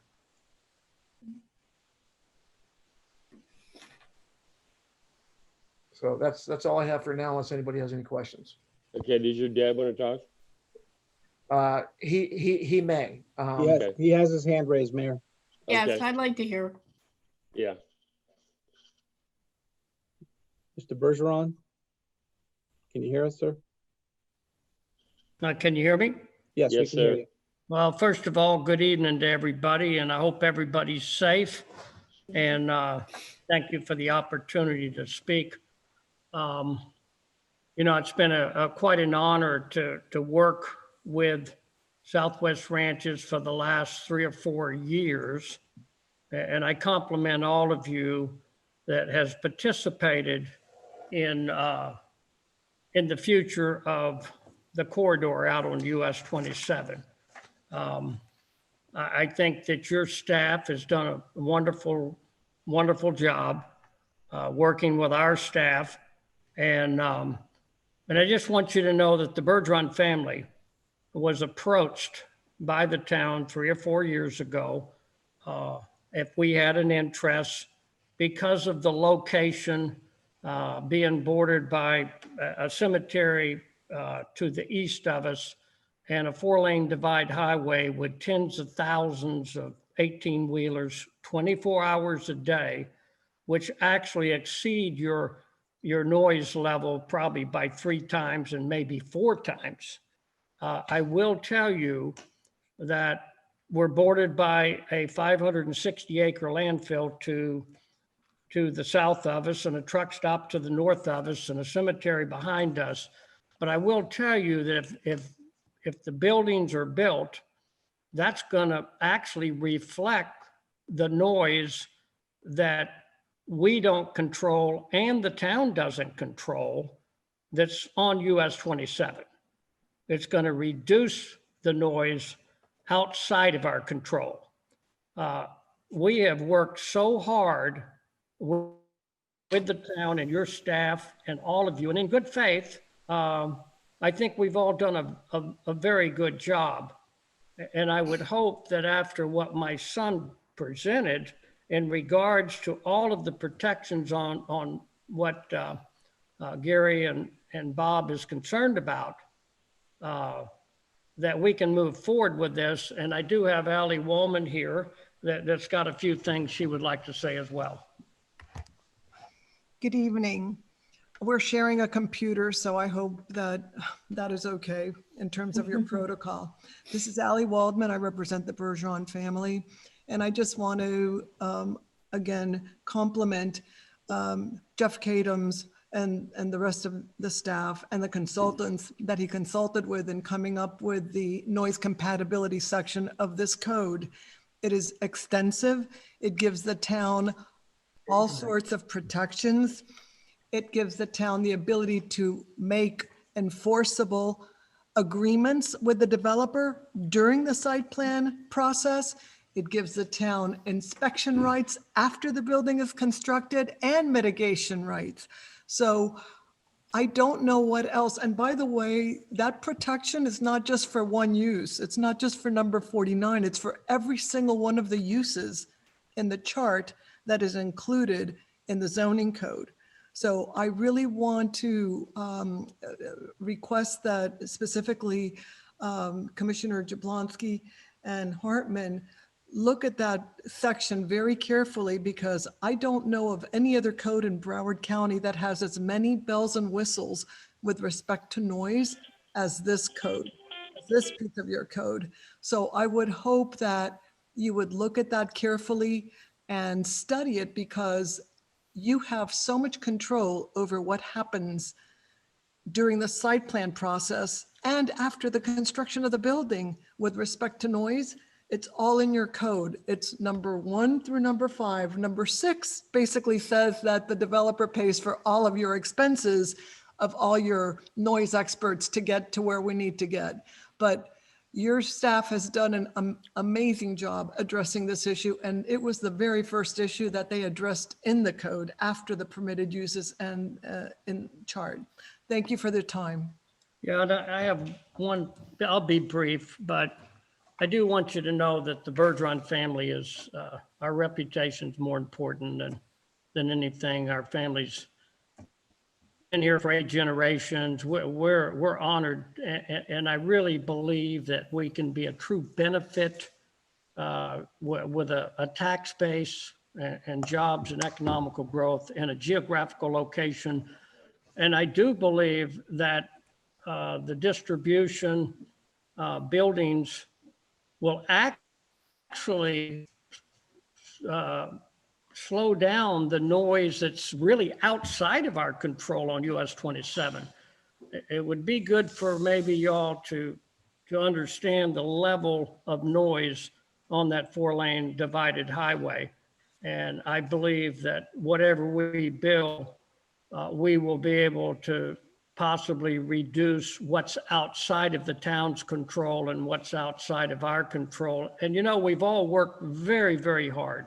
And I will tell you that, and I want to compliment the board that we worked with for a long time. And we got to the point that we all agreed on something.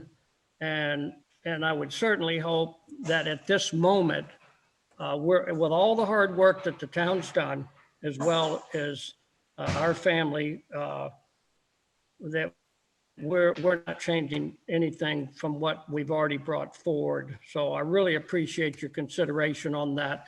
And I hope we make you proud and we help the residents with a substantial tax base. So thank you very much. And I sure hope that we can do something good for the community.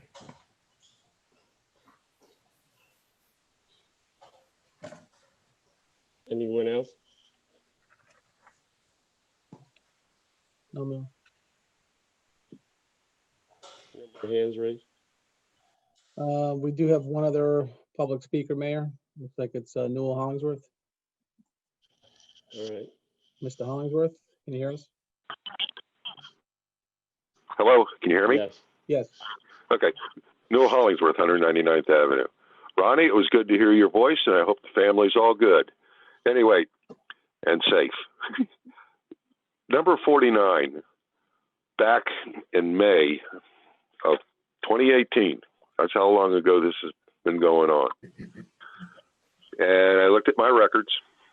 There was 55 people at the first workshop that had something to say about having a distribution center out there on 27. And I said it was 8, 9, and 10, but actually it was 199th all the way west, all of those homes.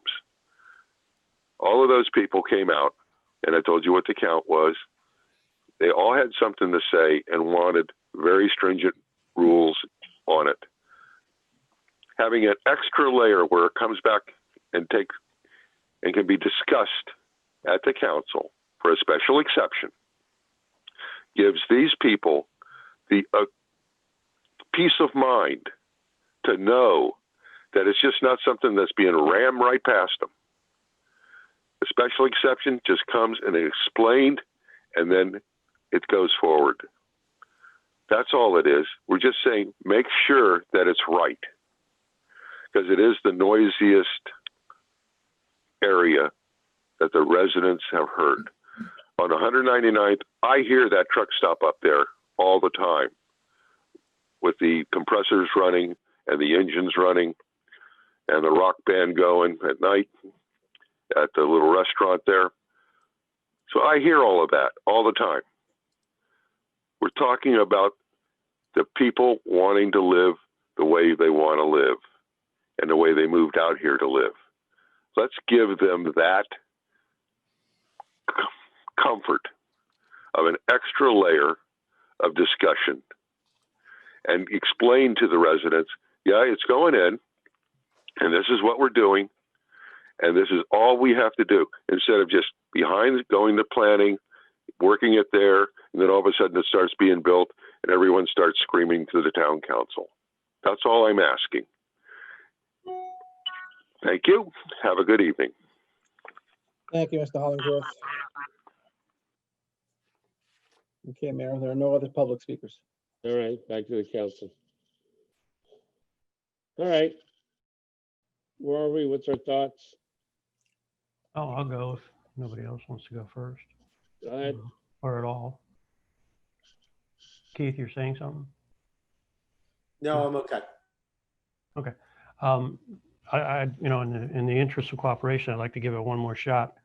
Item 49, can potentially be detrimental to the neighborhood out there. I recognize that with the noise level. And Mr. Hollingsworth is correct. It does add a layer of protection. That's all it does. It's not a no. It's a definite maybe, more leaning towards a yes, because a no is a no and it's gone. This is more or less saying, hey, we want a second look at it. Show us that you're protecting us, protecting our lifestyle. And to blanket it without that, I think is not the way the town should move in that direction. I almost call it like, having a cold and having chicken soup. It can't hurt.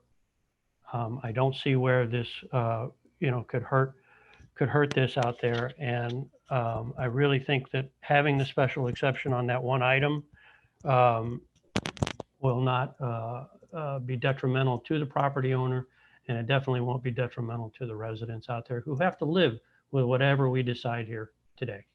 So I just want to point that out. And I'm just going to ask the makers of the motion if they'll modify their motion to do that. Councilmember Jablonski, you want that condition on item number 10, where we separated them so that we wouldn't get confused. But so item 9 is just the comp plan portion of it and transmission to the planning council. Okay. So if we adopt that portion, then you can make that motion for item number 10. Okay. So let me say a couple of words here. Wani, you heard me from when we started this whole thing. Frank, you were in most of them. Ron, you definitely made it to them, and we were happy to have you there. This is all about protecting our lifestyle. This is all about protecting the folks that live in the area, and I feel very strongly about that. And that's one of my highest priorities as a council member.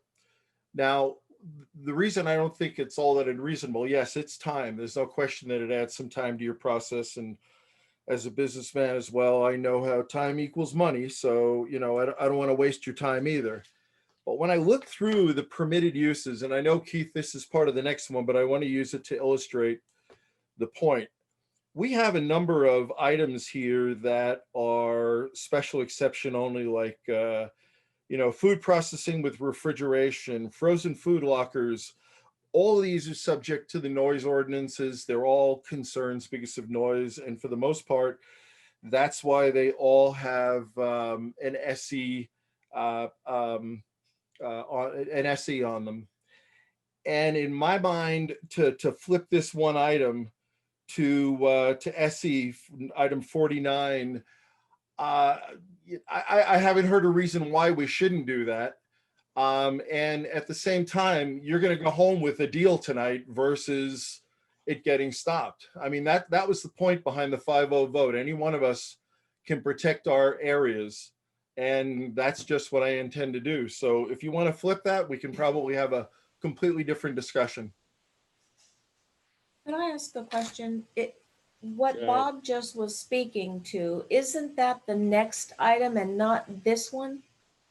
It is, Delsa, but I'm making... No, I understand. Okay. I'm just saying, this one is not precluded from a 5-0, correct? We're gonna go to the next. Both Required. of them are.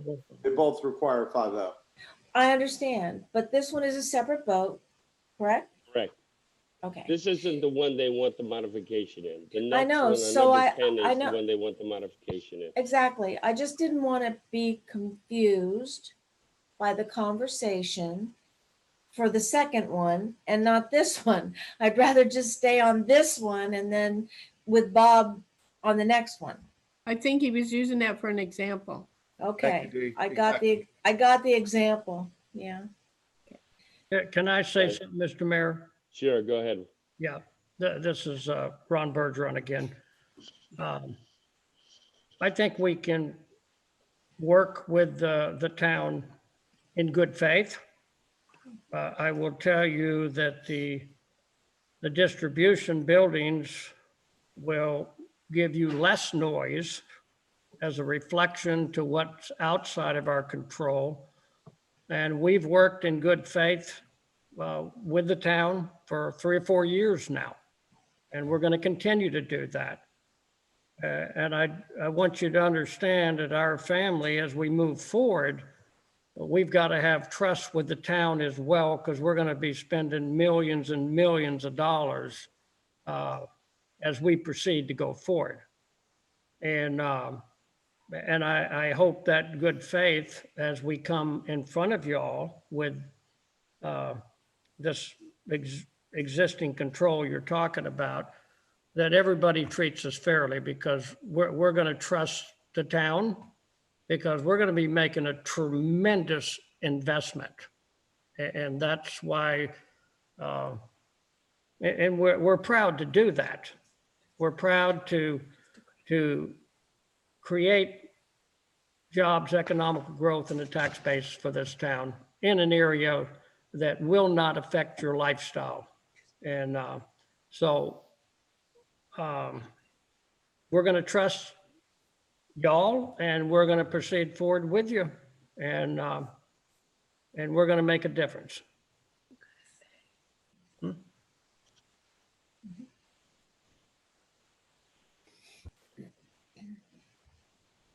Russell, you have a motion and a second on this one, or Andy? Yes. Just Yes, to we do. confirm. And this is just a straight motion to approve with the second. Correct. Correct. Okay. So again, this is just the comp plan item. It's not what most of the debate was on, which is the next item. Okay. So before the vote, Mayor, just one thing which is not 100% necessary, but I don't want any legal challenges later, because it is a town item, but it only really impacts 2 or 3 property owners.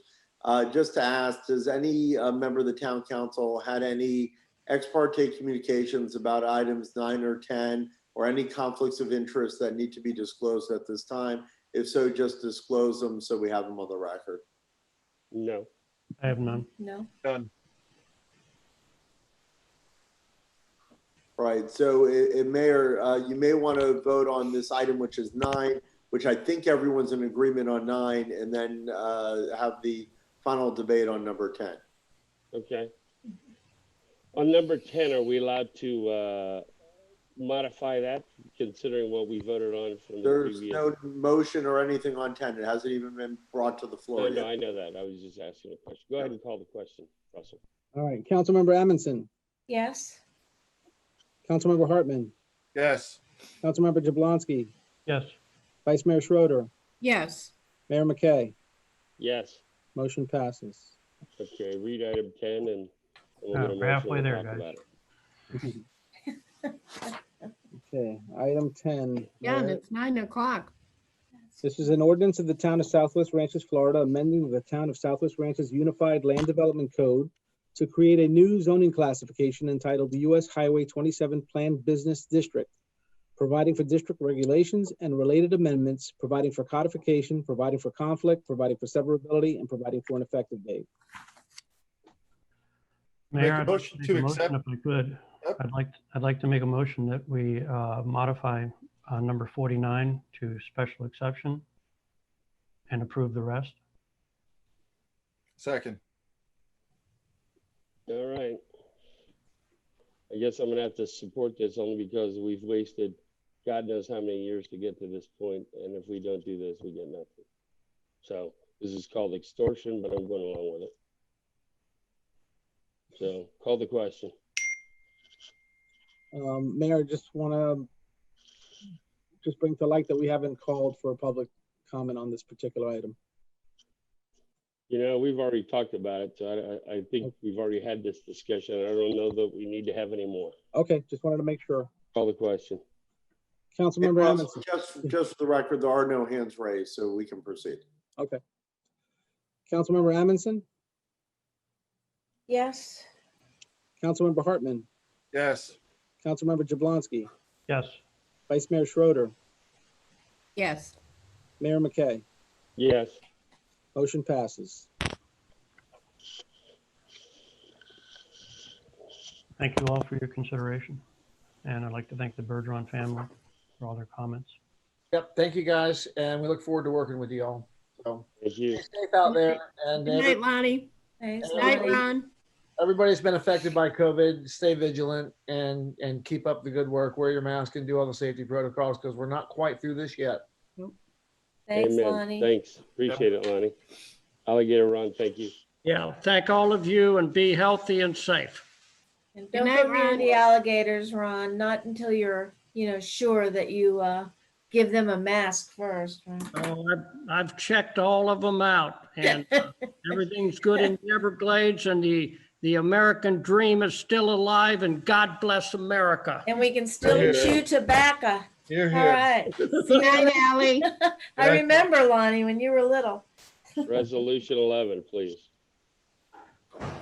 Okay, Mayor, this is the resolution of the Town Council of the Town of Southwest Ranches, Florida, entering into a long-term lease agreement with Supreme Organics LLC for the town's vacant 24.3622 plus or minus acre property, generally located west of Northwest 196th Avenue between Sterling Road and Sheridan Street, commonly known as the former CCA property, authorizing the site to be utilized for a single-source organic processing facility with ancillary uses, including the sale of the end products, vehicular parking and storage, and a private fueling facility. Finding that the entering into this long-term lease agreement is in the best interest of the public, authorizing the mayor, town administrator, and town attorney to enter into the agreement and to make any and all changes necessary and proper to effectuate the intent of this resolution and providing for an effective date. Mayor, you're on mute. Thank you. Okay. Need a motion and a second, and then we'll open to the public. Well, Mayor, definitely you can have a motion in a second to bring this on the floor.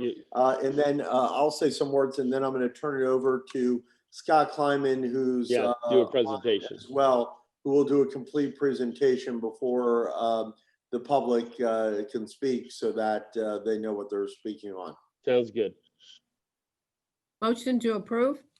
Second.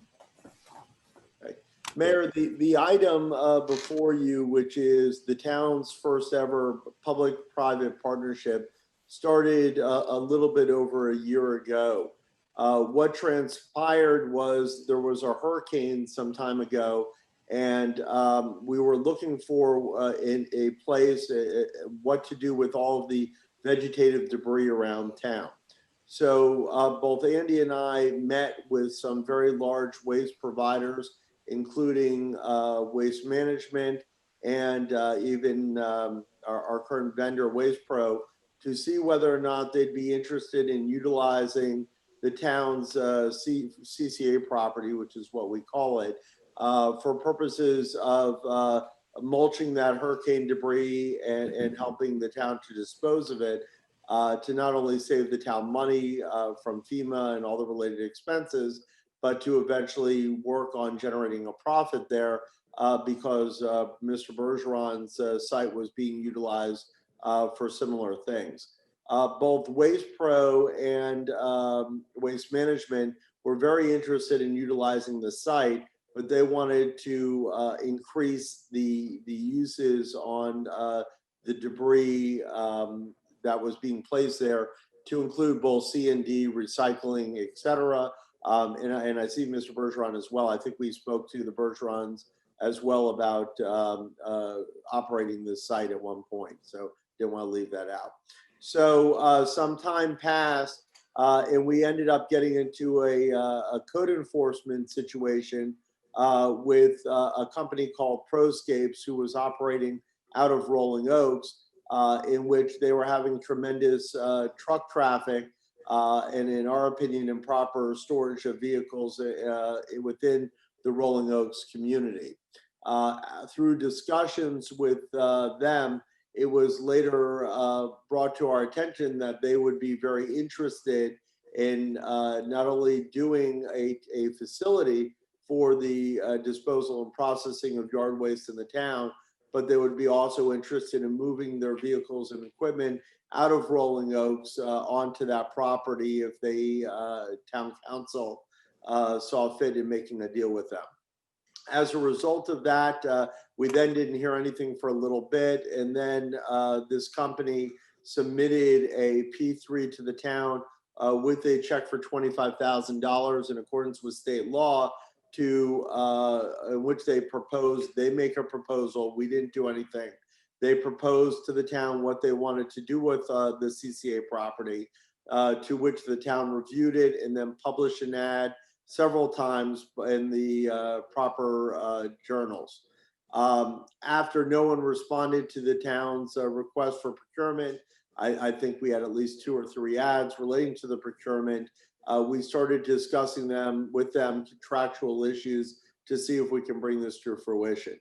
It probably took a year dealing with numerous issues because of so many concerns with what they were proposing on the site, in order to try to bring back to the council what Andy and I saw was the best way to write the deal that was being proposed, that gave the town the most protections that they were willing to offer and we could get for the town.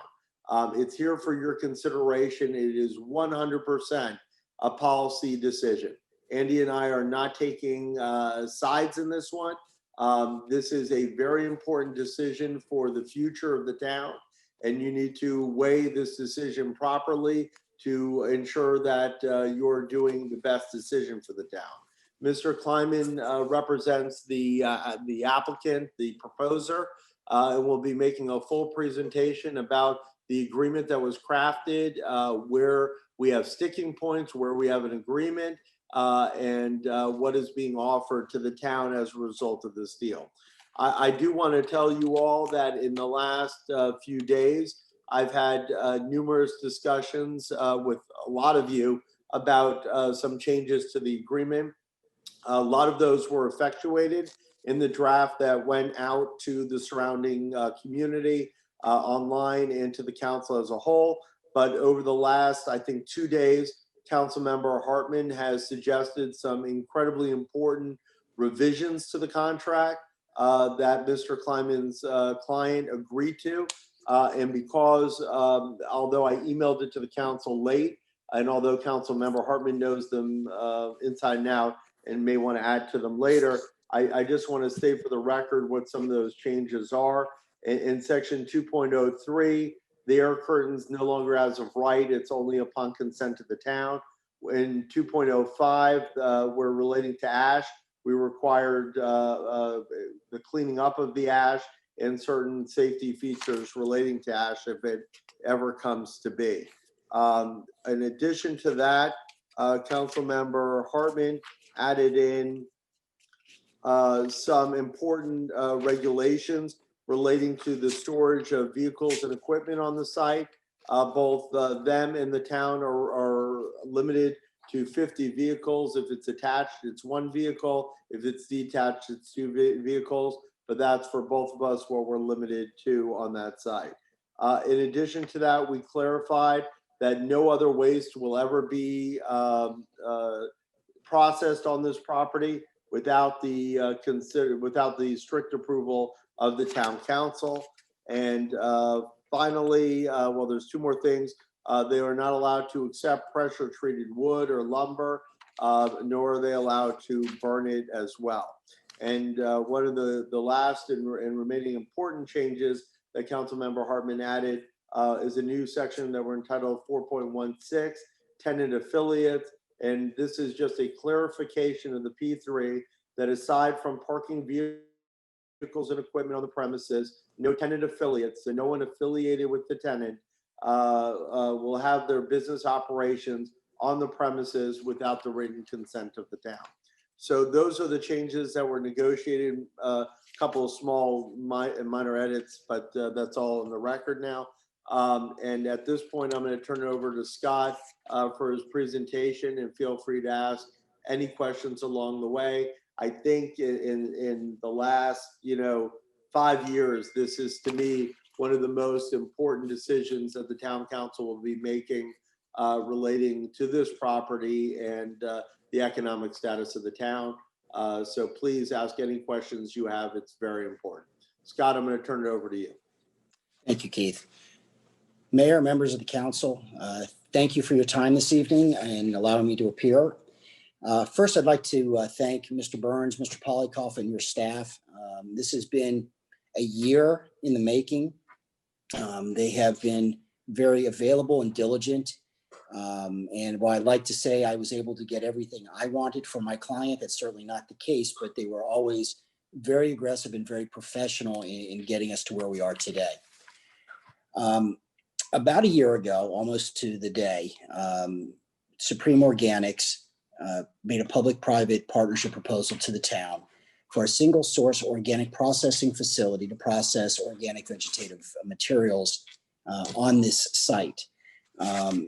It was an unsolicited proposal that we made, and after we made it, as Keith alluded to, went through the proper statutory processes to advertise, try to get other bids if there were going to be any. And once there were none, we engaged in negotiations, which have gone on for several months, certainly slowed down due to COVID, but we were able to get to where we are today. This property, the CCA property, was acquired by the town back in April 2016, utilizing a $7.75 million bond that is a 20-year maturity and a 15-year call option for the bank. Presently, the debt service payment on that is about $125,000 semi-annually. In November of next year, that principal will become added to that, and the first payment in November of next year will be $384,000, effectively tripling what the semi-annual payment is. The town at this point has no anticipated revenue generation from this property to offset that future debt service other than what we're trying to propose tonight. This property, for those who aren't familiar with it, is approximately 2,000 feet north of Sheridan Street on 202nd. It's bounded on the east by the city of Pembroke Pines, and for the most part on the north, the west, and the south by Broward County. It is zoned M4 heavy industrial. The M4 heavy industrial district allows for the heaviest manufacturing and industrial uses involving the use, handling, and storage of hazardous materials or other industrial uses which require a substantial amount of open air space. The location of this property makes it ideal for what we're proposing. It is, just for orientation, at least a half a mile from the nearest residence in Southwest Ranches as the crow flies. If you wanted to get to Southwest Ranches from this property, you would have to go south on 202nd, out to Sheridan Street, and either north up 27 or north up 196. The whole idea of this was, again, to deal with vegetative waste, which, for those who aren't familiar with what is otherwise known as green waste, is typically composed of lawn and grass clippings, branches, leaves, palm fronds, and other materials such as that. The town presently picks those things up twice a month, but there's a 12 cubic yard maximum for residences on pickup, and your waste hauler, Waste Pro, charges $17.50 per cubic yard for anything in excess of that. Depending on the timing of a resident going and doing their landscaping activities, this vegetative waste resulting from their cleanup on their property may sit in an unattractive yard or pile in a resident's yard until there's a scheduled bulk pickup. In the interim, these piles grow. Sometimes they become placed out on the swale areas to turn into code enforcement issues and eyesores. Additionally, you have in the town a plethora of nurseries and landscape companies that through their operations, they generate green waste, vegetative waste that they leave on site and don't necessarily move off site very quickly. They also need to dispose of it, but typically the landfills are open from 8 a.m. to 4 p.m. Our proposal will have extended hours that will allow them to use their vehicles in the moving of the green waste off of the nursery sites in the town without taking those vehicles out of operation for what they normally are doing.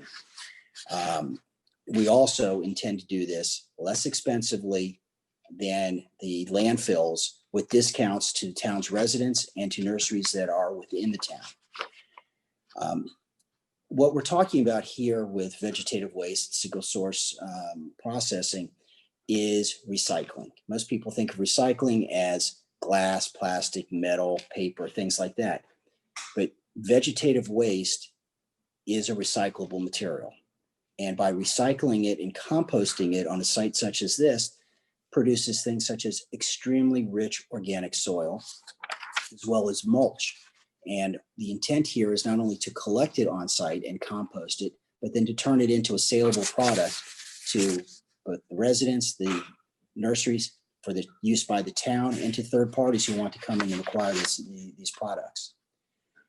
In addition to the single source organic processing facility, we also saw a need to address vehicle storage in the town.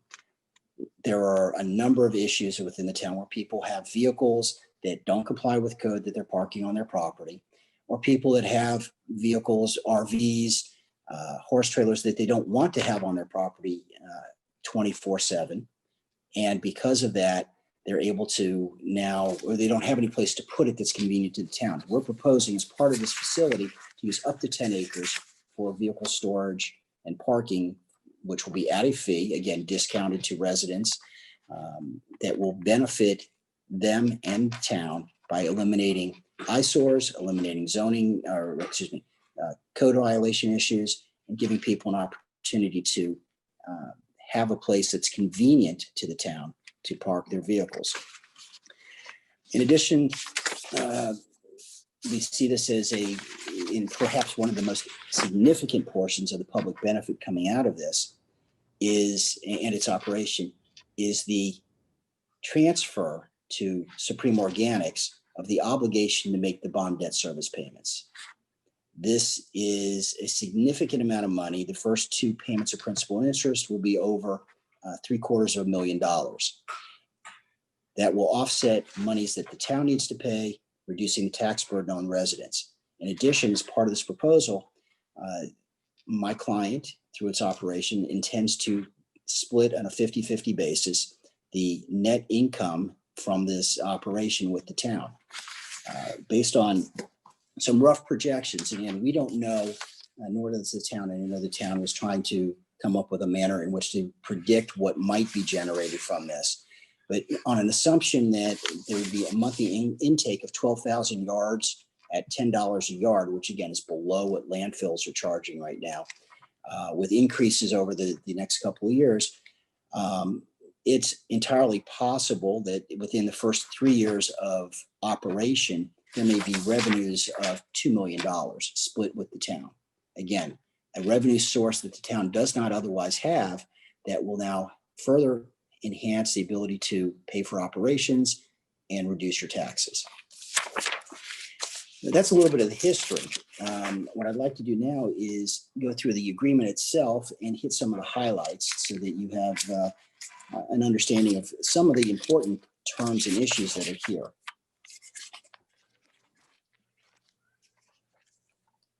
There are a number of definitional terms in this agreement. And I just wanted to make sure that I went through those with you and identified what they were. So as we talk further about the agreement, you have an understanding of what those are. One of the things that will be permitted here is a private fueling station. My clients going to need to fuel the vehicles that are on site, and the affiliates that will be parking vehicles there will also be needing to fuel their vehicles. This fueling station will replace the one that is presently on the property that Proscapes owns in Rolling Oaks. So that fueling station will disappear. One of the things that we negotiated and discussed were the hours of operation. And the intent is to operate. Yes. Before you move on to the next section, I had a question about the fueling. There was information in the document that the tank has to be larger than 1,100 gallons or something along those lines. It's 550 gallons or more is what the definition provides. Okay. I guess I just doubled the number, but the definition provides for 550 or more. Why are you going, I mean, what are you thinking as far as the tank is concerned? The intent is, and I'll jump ahead, but Proscapes will be moving its vehicles that are being stored right now in Rolling Oaks over to this site. And they'll be parked there. Right now they're fueled in Rolling Oaks on an approved fueling station there. They will be fueled from this site, and as well as the operations vehicles that will be operating on the single source organic processing facility. The fueling is limited to Supreme Organics vehicles and its affiliates, tied in companies. In addition, in the event of a natural disaster or emergency, we will be allowing the town to fuel its vehicles, including emergency vehicles, to provide services within the town, just in case there is not available fuel elsewhere. Okay, thank you. So it's really a function of the number of vehicles that you expect to be filling. Yes, sir. It's not dissimilar to what's already on the existing Proscape site in Rolling Oaks. And the contract's clear. You can't be selling fuel. You can't operate it as any kind of for sale fuel. There will be no fuel sold to anybody. It will only be only used by Supreme Organics, its defined tenant affiliates, and where applicable, the town and its emergency vehicles. Thank you. My pleasure. We had been lobbying for a 24/7 operation, but we have subsequently, based on the town's insistence, agreed to a 7 a.m. to 7 p.m., which adds 4 additional hours over what the Broward County landfills provide. Of course, to the extent there is any noise, it would impact Pembroke Pines probably more than it would the town of Southwest Ranches and its residents. And again, the nearest residential structure is more than a half a mile away. As we move through the rest of the definitions, we get to operational expenses. And what's important to point out there is that there is an operational expense cap. So it's tied to revenue. So even if there is more in operating expenses than the cap provides, the cap is the maximum that would be reduced from the revenues for purposes of determining the split with the town on the 50-50 revenue split. That cap is 40% for revenues that are up to 2 million. And then the next million after that is 35%. The next million after that is 30. And God willing, we get over that and have more than $4 million or more, then the town and my client will meet and negotiate in good faith what that additional expense cap would be. Included in that also is a management fee of 5% of gross revenues that Supreme Organics would be entitled to take. I've already talked a little bit about tenant affiliates. That's described in here generally. That's basically, that's a 2.56. That means any other entity that's controlled or controlled by or in common control with Supreme Organics. And as we move forward to Article 3, we get more to the meat of this agreement. This agreement has an initial term of 20 years with 3 20-year options and 1 19-year option to renew. My client would need to exercise that option 1 year prior to the expiration of the current term. So effectively, this could become a 99-year land lease. And there has been some discussion very recently about why 99 years, and the town was asking, or council was asking for a reduction to 50 years. I did want to take a moment and discuss why 99 years. First off, Supreme Organics is going to be paying as its quote unquote rent, somewhere between $6 and $7 million to basically pay the town's bond debt service. In addition, to get this up and running, we're looking at probably somewhere in the neighborhood of $2 to $3 million in infrastructure improvements and equipment that will have to be acquired. And that's just on a visual inspection of the property. We don't know at this point if we're going to have to demuck in order to have an area that we can put vehicles into park, or what the road in and out of the facility is going to require to have proper subgrades so that we have and meet with the town's requirements for land development and for roadways. Additionally, there is a long-term cost recovery here because even though we're entitled to recover costs under this agreement in year one, if they're unrecovered costs, we need to have time to be able to recover those and continue to improve the site. Some initial discussions with the state have indicated that it may be necessary even to have a covered area into which vehicles pull to just offload whatever the green waste or organic materials are. We will figure out more about what we're going to be needing to do as we move forward in terms of meeting with the state's requirements for licensing.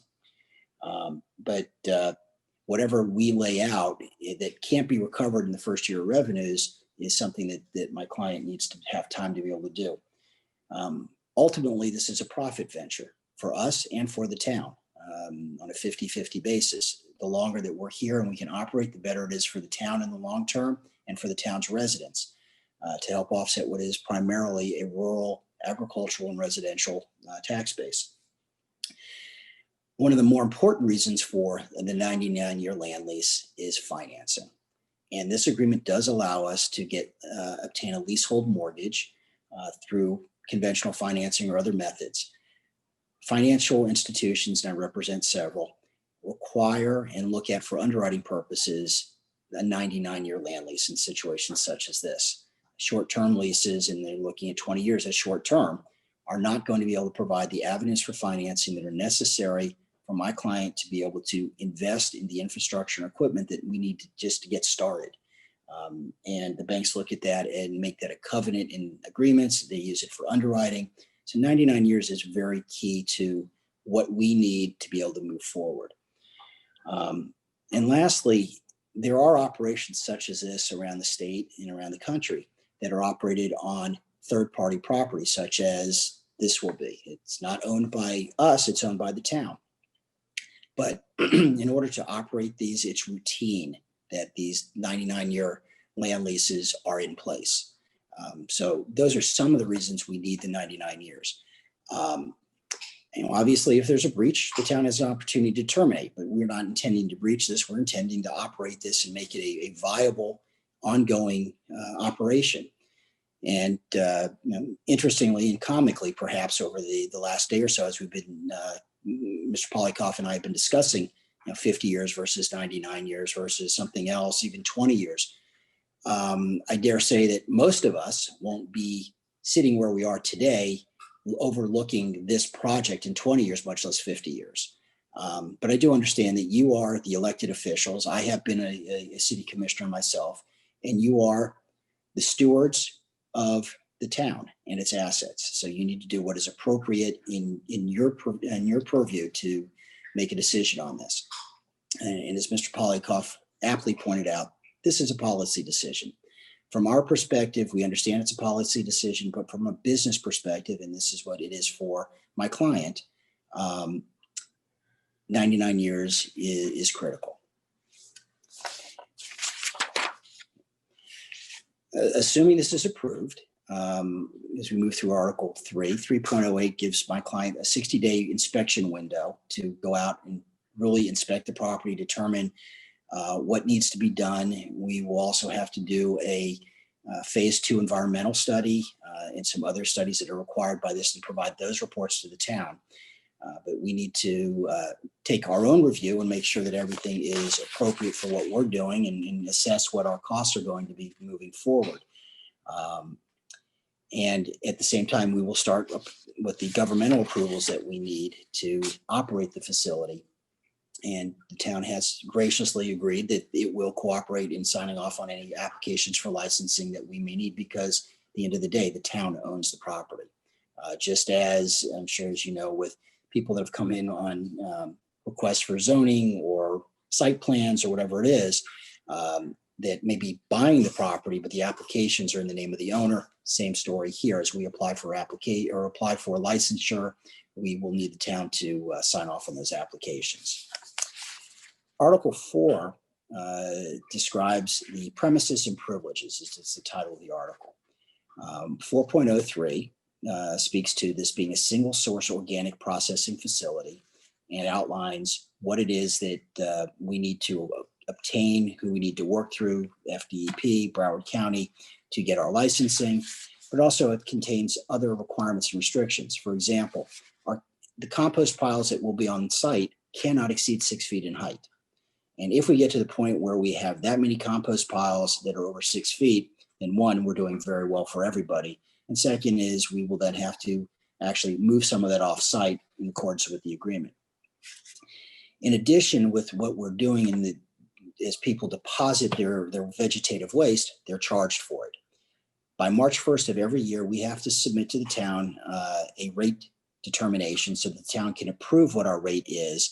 And in doing that, we have to present to the town our recommendations for a rate structure based on review of comparable facilities that are within a 15-mile radius of the site. So we will be providing to you what the county charges, what Miami-Dade is going to be charging, and if there are any private facilities, what they're charging. It's our intent to be lower than all of them so as to attract as much vegetative waste as we can, maximizing the revenues and income on the property. It also speaks to one of the requirements of the town, which is that you will require your waste hauler to deposit all of the vegetative waste generated within the town's jurisdiction at the property. And that will, again, enhance the profitability of the project, because your waste hauler will be paying to deposit the waste, but at a rate that is less expensive than they are presently paying for the county at their landfill. Section 4.04 is what probably got this whole thing started initially with other waste haulers. It's the disaster debris staging, processing, and collection. In the event of a hurricane or other natural disaster, the town will have the absolute right to dispose of any resulting debris, whether it's vegetative or not, on our property, on this property at our operation. Except for hazardous substances. Obviously, nobody wants any of that deposited anywhere within the town limits. And we will work with the town in order to get all the FEMA paperwork done and processed, and everything will remain on site in accordance with FEMA's regulations. But this will be a central depository for the town in the event that there is a significant event that creates a lot of debris. 4.05 talks about the vehicle parking and equipment storage that we intend on the site with up to 10 acres on the property. The town will be entitled to up to 50 vehicles or detached equipment on the site for free. And we will have a reserved area toward the front of the site so it's easy access on and off for your vehicles. Similarly, Supreme Organics and its affiliates will have the same number of spaces for the same vehicles or detached equipment on the site. Anything over that is then charged at the rate that is, again, a preferential rate to the town. We will prohibit any derelict or inoperable vehicles, any unlicensed or vehicles that don't have tags, anything like that will not be permitted on the property. Every person who does engage a parking space to park a vehicle will have to fill out an agreement. The agreement will be prepared by Supreme Organics, but it'll be subject to the review and approval of the town and its council to make sure that the appropriate protections for the town, since it is town property, are built into that. Of course, one of the products coming from the vegetative waste processing facility will be compost, mulch, and topsoil.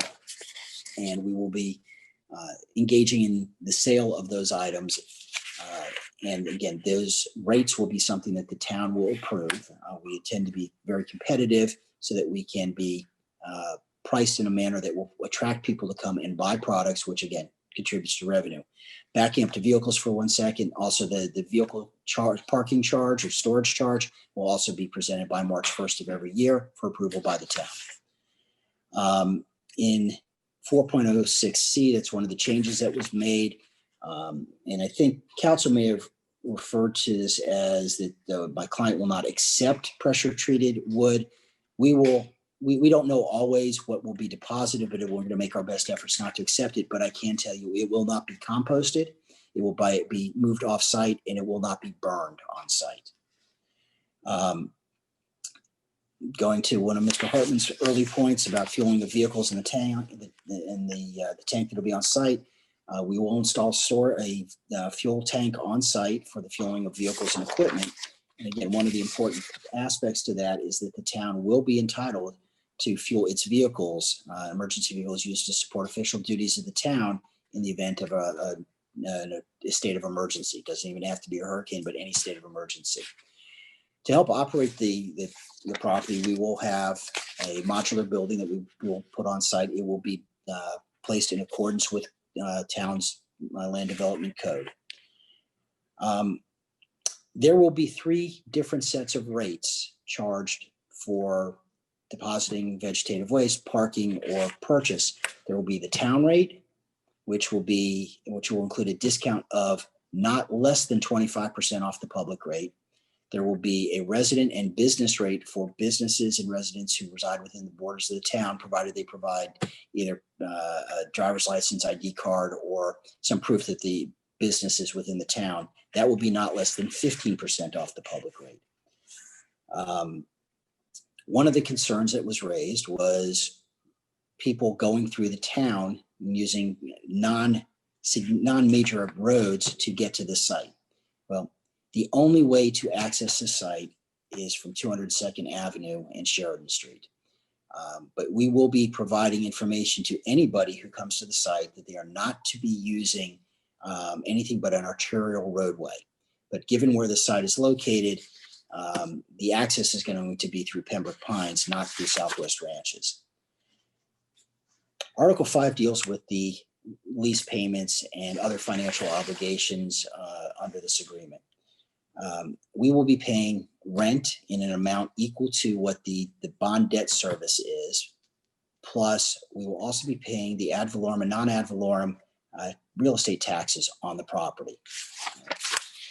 Once the bond is paid off, then rent will be based on a fair market value determination of what fair market value rent would be on a site such as this, based on an appraisal and a typical appraisal standard. And that will help establish what the rent is, and that will be revisited every 10 years. And there will also be a 3% rent escalator in there during that period of time. To ensure that my client, during the time that they're paying rent based on while the bond is outstanding, my client will be posting a $1 million performance bond. Rent will be paid on the first of the month once we hit what is called the date of beneficial occupancy, and that is when the certificate of completion is issued for the single source processing facility. Somewhat as a thank you or apology perhaps to Council Member Jablonski's district, and Council Member Jablonski, I commend you on your efforts to make sure that your constituents were protected and from any code violations that may have occurred on the Proscapes property. You'll be pleased to know, as will the rest of the council, my client presently has the property for sale, and based on my discussion with my client and his realtor, it's about to go under contract for sale to someone who intends to build residential on the site. But my client is contractually obligated to move all of those vehicles off that site within 90 days of the project actually opening for operations. We intend to have that occur sooner than later. In addition, we're aware that there had been some criminal activity within Rolling Oaks, and we have committed within this agreement to fund for up to $30,000 a license plate reader that will be tied into the Davie Police Department at the entrance to Rolling Oaks, so that If there are issues, there will be license plates that are read to help law enforcement deal with and perhaps locate the bad actors. So Gary, I just wanted to put that out there, and Commissioner Councilmember Yablonski, I hope your district will appreciate that we are trying to help battle crime in that area. 5.07 is profit sharing, and quite simply, it is 50-50. Once we pay the operating expenses as provided for in the agreement, the net revenues are split between the town and Supreme Organics on a 50-50 basis, which is why ramping this up and having the town help emphasize to its residents, to the nurseries, that this is the place to deposit vegetative waste will enhance revenues. The more revenues are enhanced, the more money that we are able to divide, and the lower you may be able to make taxes. 5.08 lays out a number of financial reporting requirements that we have to do on an ongoing basis. And as I previously indicated, we do pay the ad valorem and non-ad valorem taxes and assessments. One other thing that the town was insistent upon, and we certainly agreed with, was that the town, in its discretion, can have an employee on site to monitor the operations. And in this case, it'd be a 7 to 7 if that's what the town wanted to do. The cost to the town of that employee is reimbursed out of the gross revenues from the operation on the projects. We're also required not only to improve the real property or this property, but we're also required to do offsite improvements. 202nd is the only way in or out, and we are required to, in 6.03, put 2 lanes on Southwest 202nd Avenue from the site to the existing pavement that is already at 202nd. We also have to have a pavement-based cul-de-sac at the northern terminus of 202nd, which complies with the provisions of the town code. Among our other obligations, we have to observe the town's Uniform Land Development Code. We have to comply with the town's noise and vibrations ordinances. We are not permitted to keep derelict vehicles out there. And in fact, we can tow those vehicles if necessary. Those are the highlights of what this agreement is. Again, we have been negotiating this for the better part of really about 8 months, 9 months since it went through the bid process. At this point, I am available to answer any questions or fill in any blanks that you have. But as Mr. Polyakoff properly pointed out, this is the first public-private partnership for the town. And because of its nature and the magnitude, it is a big, big project and decision for all of you. But it's a win-win, because what this does is it transfers $6 to $7 million of debt service to, if you'll excuse my dog barking in the background, I apologize. I'm home alone tonight and he's getting antsy. But it is a deferral and transfer of that obligation from the town's coffers to this operation, and can in the long term be a major revenue source for the town. Scott, just one thing that Neil Hollingsworth pointed out to me properly. Item 2.24 defines gross revenue. Unfortunately, there's a typo, in the hazardous substance should be in its own 2.25, but when we accepted all the changes, it jumped into 2.24. So we just have to fix that, and I just wanted to take that on the record. Not a problem, Keith. And once we do that, you and I will review to make sure that the other references to 2.24 and 2.25, if they're referred elsewhere, that it matches up properly.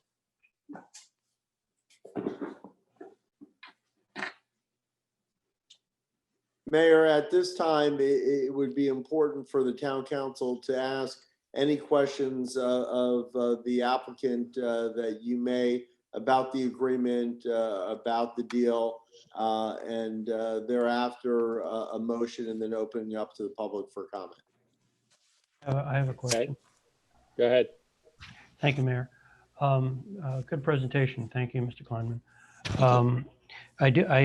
I'm okay with the 99-year lease, but I'd like to see shorter renewal terms, like 9, 10-year terms and 1 9-year. I think that would be in the better interest of the town. I'm okay with the length of it. I do plan on sticking around for at least 2 or 3 of those. So, As do all of us. As do all yeah, of us. so, but I think a 10-year term would better serve the town. This is, like you said, this is brand new. This is the first one, and I'd rather proceed cautiously with this. I don't know how my colleagues feel on that, but I'm okay with the 99-year for the financing and the whatnot that goes with that. But I think every 10 years with the final, hopefully I'm around to see the final 9, but I kind of doubt that. But I would like to see that. Councilmember, my only concern with that is, again, even when we talk about 99 or versus 50, is that when we get to shorter terms on renewals, it also impacts the banks, the way the banks look at this for financing of improvements, especially in the first term. I think we could be more amenable if we were looking at the first term being 20 years and then maybe 10 years after that. That would be, I think, better looking for the bank to know that it's at least 20-year commitment that they can count on from both my client and the town. Okay. So what you're saying is 20 the first year and then 6, 10 years and then 1 9-year? I believe have the your math math. right? Yeah, I think your math is right? good. Yes, I think that would work. Yes, sir. Or you could split that and go to 15. Councilmember Schroeder, you're talking about in the first term of 15? First term needs to be 20. Yeah. The first term, and again, this comes from my representation of financial institutions. I can tell you 20 is a critical number. It really needs to, that first term needs to be 20. Okay. So Scott, just so that I can clarify, so are you okay with the 20 for the first term and then 10s thereafter, with the final one being 9? I would prefer that it stayed the same, but if we could do 2015, 15, yes, 24 15s and a, is that 4? Yeah, 24 15s and a 9. That would be really preferable. Is that because of the banks, or is that because what you just prefer? Well, we can do 20, 10, and then 10s. We'll do that. That's fine. So Councilmember Yablonski, we can compromise at 20 and 10s? Yeah, it sounds good. I hope I'm around for the third one and fourth one. Me too. Let me just jump in for a second. I have the fortunate resource available as a family member who was 50 years a commercial lender and mortgage broker. And we had a long conversation about 99 years because we did 99 years once with the state of Florida when I was with them. And it was a public-private partnership. And right after the ink was dry and accepted by both parties, the legislature said no more 99-year deals because there's too much inherent risk in something like that. The state didn't want to take it. Now, my conversation with her today this is my mother-in-law. She was mentioning that typically the 99-year leases are only done with either a large developer that is looking to develop a community or a large apartment complex, or something where we're talking into the tens and hundreds of millions of dollars, because it's very, it would be difficult to pay down in the beginning. So that's where they go with the 99. Typically they're 50 or less, according to her. And she's never written a 99, so she doesn't have any experience there, but she wrote a whole lot of commercial paper here in South Florida. So Scott, I'm a little concerned that maybe we're moving a little too fast on this. And what I mean by that is you're not sure how much you need to borrow yet, because you've got to do some site work. You've got to probably do some core boring out there to figure out whether you need to excavate the muck out there and go back with hard stuff and, do it the right way. But, $1 or $2 million or even $5 million doesn't warrant this type of financing arrangement, you know, it just doesn't make sense from a mortgage broker standpoint for this small of a deal. Now, you know, we don't know yet the money we're making on this because I haven't seen that paperwork yet. And it doesn't sound like you guys have either the time or it isn't worth the effort until you get the lease signed to go out and figure out what your costs can be. Because I'll tell you something, if you're borrowing $5 million for 99 years, I don't know what to say about that. But, you know, maybe we're too soon on this. Maybe more numbers are necessary. Well, Councilmember Hartman, I will tell you, I have a client that has a 99-year lease with a auto dealership. And it's not $100 million project. It's not acres and acres, but it's a 99-year lease.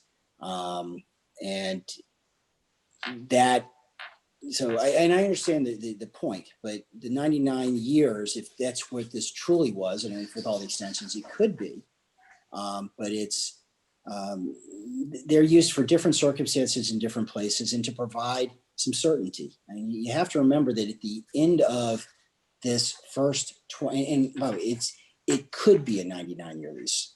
It's a 20, and now it's a 20, 6 10s, and a 9. That so it's not truly 90 year. It's 20 or 99 years. It's 20 with a series of renewals. But during this first 20 years, it's not only what my client is sinking into infrastructure and over time improving and needing to continue with that infrastructure, but also paying $6 to $7 million of bond debt that the town otherwise has. So it's more like 10 million, $12 million that might be out.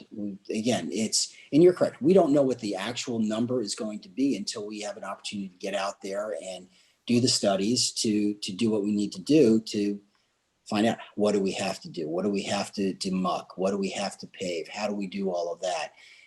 But my client is absolutely committed to do that. But again, we're looking at a 20-year initial term with a series of 7 10-year renewals. I think I said 6 before, 7 10-year renewals and a 9-year.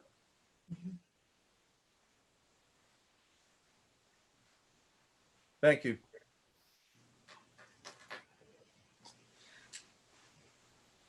I had a question regarding your, at 403D, and then again 406, the compost and mulch piles not more than 6 feet. Yes. That's fine. I was looking, having firefighters in the family. I know mulch needs to be either moved or churned. Yes. Every so often, or it becomes a great fire hazard from the ground up, basically. Yes, temperature. correct. And is there anything that could be in here that would refer to that in some way so that we know that it's managed properly in that regard for fire prevention?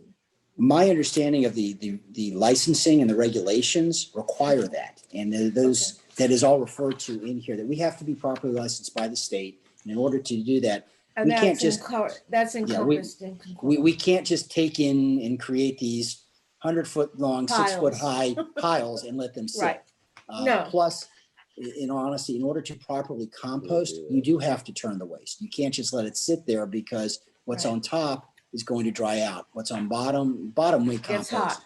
That's Yeah. what gets hot. Right, Yeah. I only asked that because I wasn't sure how it related to this type of thing, but I know on personal properties, people are not quite that conscientious. So I wanted to ask that question and get that clarified. So thank Sure. you. My pleasure. Anyone else?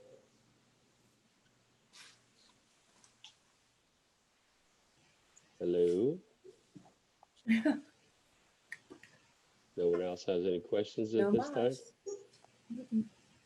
All right. Yeah, let me ask one of Andy, because I keep getting this via text tonight, and I got phone calls.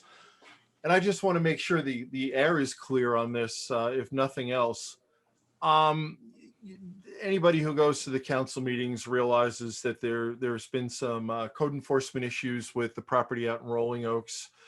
I keep getting texts that the company still owes the town money. There is some sort of a sweetheart deal going on here that we'll forget the code enforcement violations if they favorably term the lease for us. I mean, I'm getting all these crazy things, and I figured Andy could probably clear the air on this, and/or Keith. Yeah, I'll jump in first. I did verify with Julio yesterday that there are no active code liens or fines in place or accruing, and anything that they would be subject to, this would not exempt them from. Thank you, Andy. There's certainly nothing that's on that property that would be relevant to this deal that's an undue benefit that would be paid. Thank you. So Marty, I have one quick question. The amortization over the next 3 years, how much money is that? Like for the first year, second and third years, just have an idea what the town is saving and not having to pay. Doug, you're breaking up. Marty, so the mayor asked, based on the the tax-free amortization schedule, what would the town be paying for the first 3 years if it did not do this deal? The way to look at that, Marty, is you have to start in the November payment and go for 3 years, starting with the November payment, because under this contract, they have 1 year to become operational. So they're not paying the rent for the year one. So you need to jump ahead to that November payment. Okay, thank you.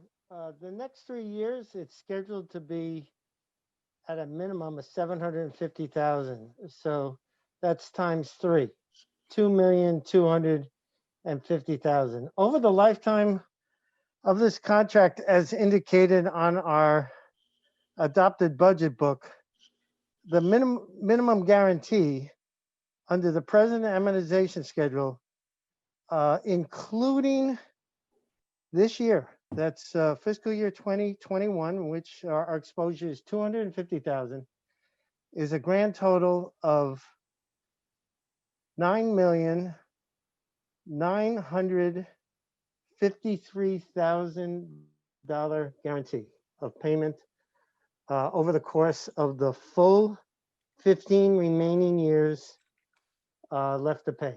That's principal and interest, of which $7,750,000 is our principal, and then the 2.2 million would be the interest expense over the 15-year period. Okay. My apologies. Apparently, I understated the amounts. No, you were close. You were close. Okay. We got millage impacts. Also, Andy wished me to prepare, and the fact is, the current year impact is 0.17 of our 4.25, 0.17 we have set aside this year currently, and that will rise to 0.51. It's approximately times 3. So 0.51, that's a $500,000 for the next 15 years that we will avoid impacting our residents. That's all I have. Thank you, Marty. All right, I guess we're gonna reach out to the public. Russell, anybody have their hand raised? Mayor, before you do that, there needs to be a motion for which they are speaking to. Okay. Anybody want to give me a motion? So I'll make a motion to accept the lease agreement with the stipulation that we go with 20, what was it, in 10s and a 9 in there, I think? 7 10s and a 9. I believe we had a motion already. I thought we did too. Yeah, Vice Mayor Schroeder made the motion to approve it, and Councilmember Amundson seconded. Vice Mayor Schroeder, are you okay with Councilmember Hartman's amendment to that motion? Which is what Mr. Kleiman agreed to. Yes. So meaning that the lease term will be 20, 10, 10, 10, 10, whatever it is with the 7 10s and a 9. Total 99. Okay, so that's what the motion on the floor is, and that's what will be debated. Yes, Okay. All right. Can I go to the public now? yeah. Mayor, we have so far 2 speakers. The first speaker is Jim Lasky. Mr. Lasky, can you hear us? Unmute. Okay. You hear me now? Yes, we Yes. hear you. You have 2 minutes, sir. Okay. You got to remember how you guys got here. You started off with a deal, a public and private partnership with CCA. It went nowhere. The only reason I ever objected to it in the first place was it didn't make business sense. There was no business plan. You don't really have a business plan here. I heard a couple of nice numbers, but really that's not a business plan. That might be one reason why you have to go such a long out on your financing, because really it's going to be an ad risk venture for this company. If they had some track record in this particular field, and they knew more about what they were doing and could have a better pitch, you might say, all right, maybe there would be a lot other sources of capital, like venture capital. There's all kinds of ways to get things financed. Now it's as easy as it's ever going to be. You bought this to make a profit, and you have no idea whether you're going to make a profit or end up with a bunch of legal disputes. If you read through that contract, you've got to participate in this. I can't imagine residents, including myself and everybody I've talked to in reference to this, putting their stuff in their truck, driving over there to a landfill and dumping them. I don't have that much waste now, but I got a fire pit. And fire pits are going to become real popular, or some other means of getting rid of the residential green waste, as you call it. Plus, it smells like hell, depending on how you manage it. So you've got a bottling company called Bang that's right next door to this property. They have inspectors from wherever go through bottling plants. I've been in bottling plants. It's a big deal. They have quality control, but one thing they've got is plenty of inspectors. That is a recognized brand name now. So you can imagine how loud they're going to yell. Plus, the guy that owns Bang is one of your residents of Sunshine Ranches. Does he even know anything about this? He's going to be very mad at somebody. Your time's up, bud. Sorry. Too bad you don't listen to him a little more. Thank you, Mr. Lasky. Okay, the next speaker, Mayor, looks like it's Newell Hollingsworth. Mr. Hollingsworth, can you hear us?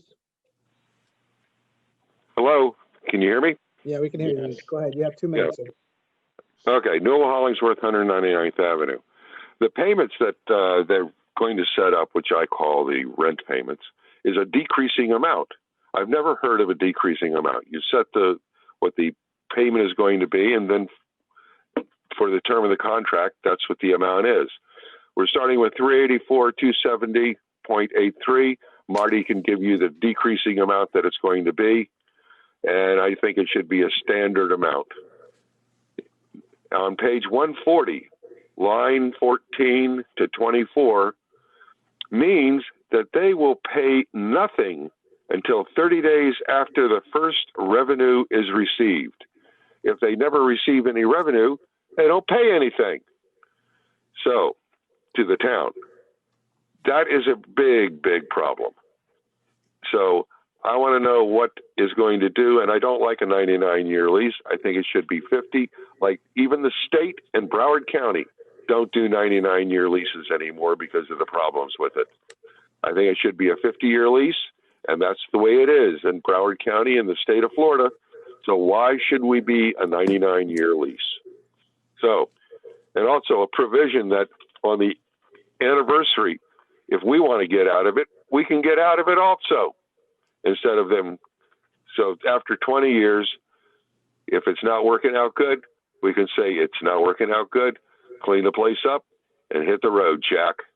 Anyway, so, and every 10 years thereafter, it's going to force them to keep it up. So that's what I'd like to see take place. 50-year lease, and they pay something instead of nothing. On page 140, line 14 to 24, read it, people. And also a standard lease amount every month, not a decreasing amount. Thank you. Thank you, Mr. Hollingsworth. Okay, Mayor, the next speaker is Fred Cox. Mr. Cox, Okay. can you hear us? Yes, sir. Fred Cox, 4940 Thoroughbred Lane. Hello again.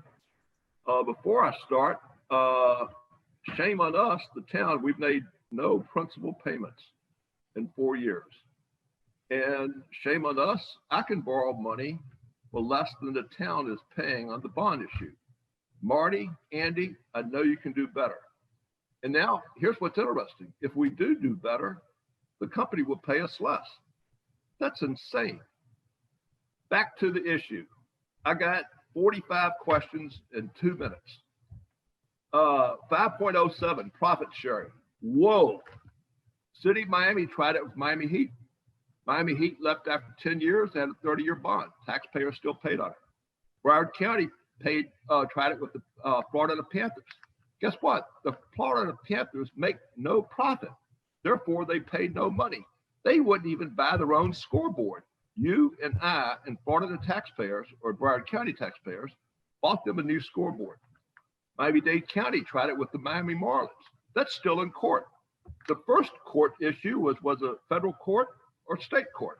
After they settled that, they're still in court. Miami Marlins was supposed to pay back part of the profits that they made from the stadium. Guess what? Miami Marlins keeps the books. There is no profit. Wow. President Trump, he pays his daughter $250,000 for consulting services. I don't know these people. I don't know this company. It has nothing direct with them. This company may be sold 30 days, 60 days, 90 days, or a year after we execute this contract. The next company, when the profits appear, boom, they pay themselves $1 million, pay their daughters or sons $250,000 consulting fees. Are we insane? This is 2020, and we're getting to a business. It's like John Canada's back. Remember his cell tower promise? We're going to make a fortune with cell towers. Unfortunately, it's 10, 15 years late. Then he came up with the prison. We won't pay any taxes. Actually, John Canada at one time promised us he was going to pay us money to live here because of the prison. Corporations unknown. Delsa said it. No promises. We don't know what the future holds. And no rent for 1 year? Are you kidding me? How much money are they putting up? And what's the land worth now? Time's up. Thank you, sir. I got 44 more comments. Thanks, Sorry. Mr. Cox. No, that's fine. Mr. Breit Cruz, you're the next speaker. Thank you. Let me state first that I think that this vote should be delayed 90 days, put off for 90 days. The reasons why I say that is because, frankly, the town just got notification of this as a resident over the weekend. This is a huge deal for the town.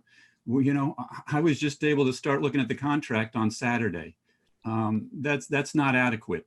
And here I have, like Fred Cox, 2 minutes to respond for a 99-year deal. It's unacceptable. There's a lot of issues that need to be looked at here. There's a lot of concerns that I have. We're looking to get into an agreement with an organization that has not been a good neighbor. They have had code violations outstanding for years. They came into our council chambers and basically gave us no respect when we tried to call them on it. It wasn't until this deal comes along that all of a sudden things get cleaned up. They have not been a good neighbor, and now we're going to tie our wagon to them for 99 years. That concerns me. It concerns me that the principal on this event has given thousands of dollars to the campaign contributions to both the mayor and the vice mayor. How does that happen? How does that happen that we give those kinds of dollars to our elected officials and then here they are voting on the issue? That's not right. That should not happen. Yeah, there's the profit, 50-50 profit issue. You know, I can't say it any better than Fred said. You know, will there be any profit? Who knows whether there'll be any profits? Will our rent, will the lease payments that that they're making for the to cover the debt, is that part of the cost? I would think it is. So we're still paying for it anyway. You know, there is a lot of issues here. The length of it, the 20 years is is just a start, and it's outrageous. We do need to be able to walk away from this. Once again, this needs to be delayed 90 days so the residents of the town have the opportunity to look at this contract and understand it. Thank you. Thank you, Mr. Breit. Okay, Mayor, David Kaczynski, I believe, is the last speaker from the attendees. Lonnie wants to talk to you. Okay. Mr. Kaczynski, can you hear us?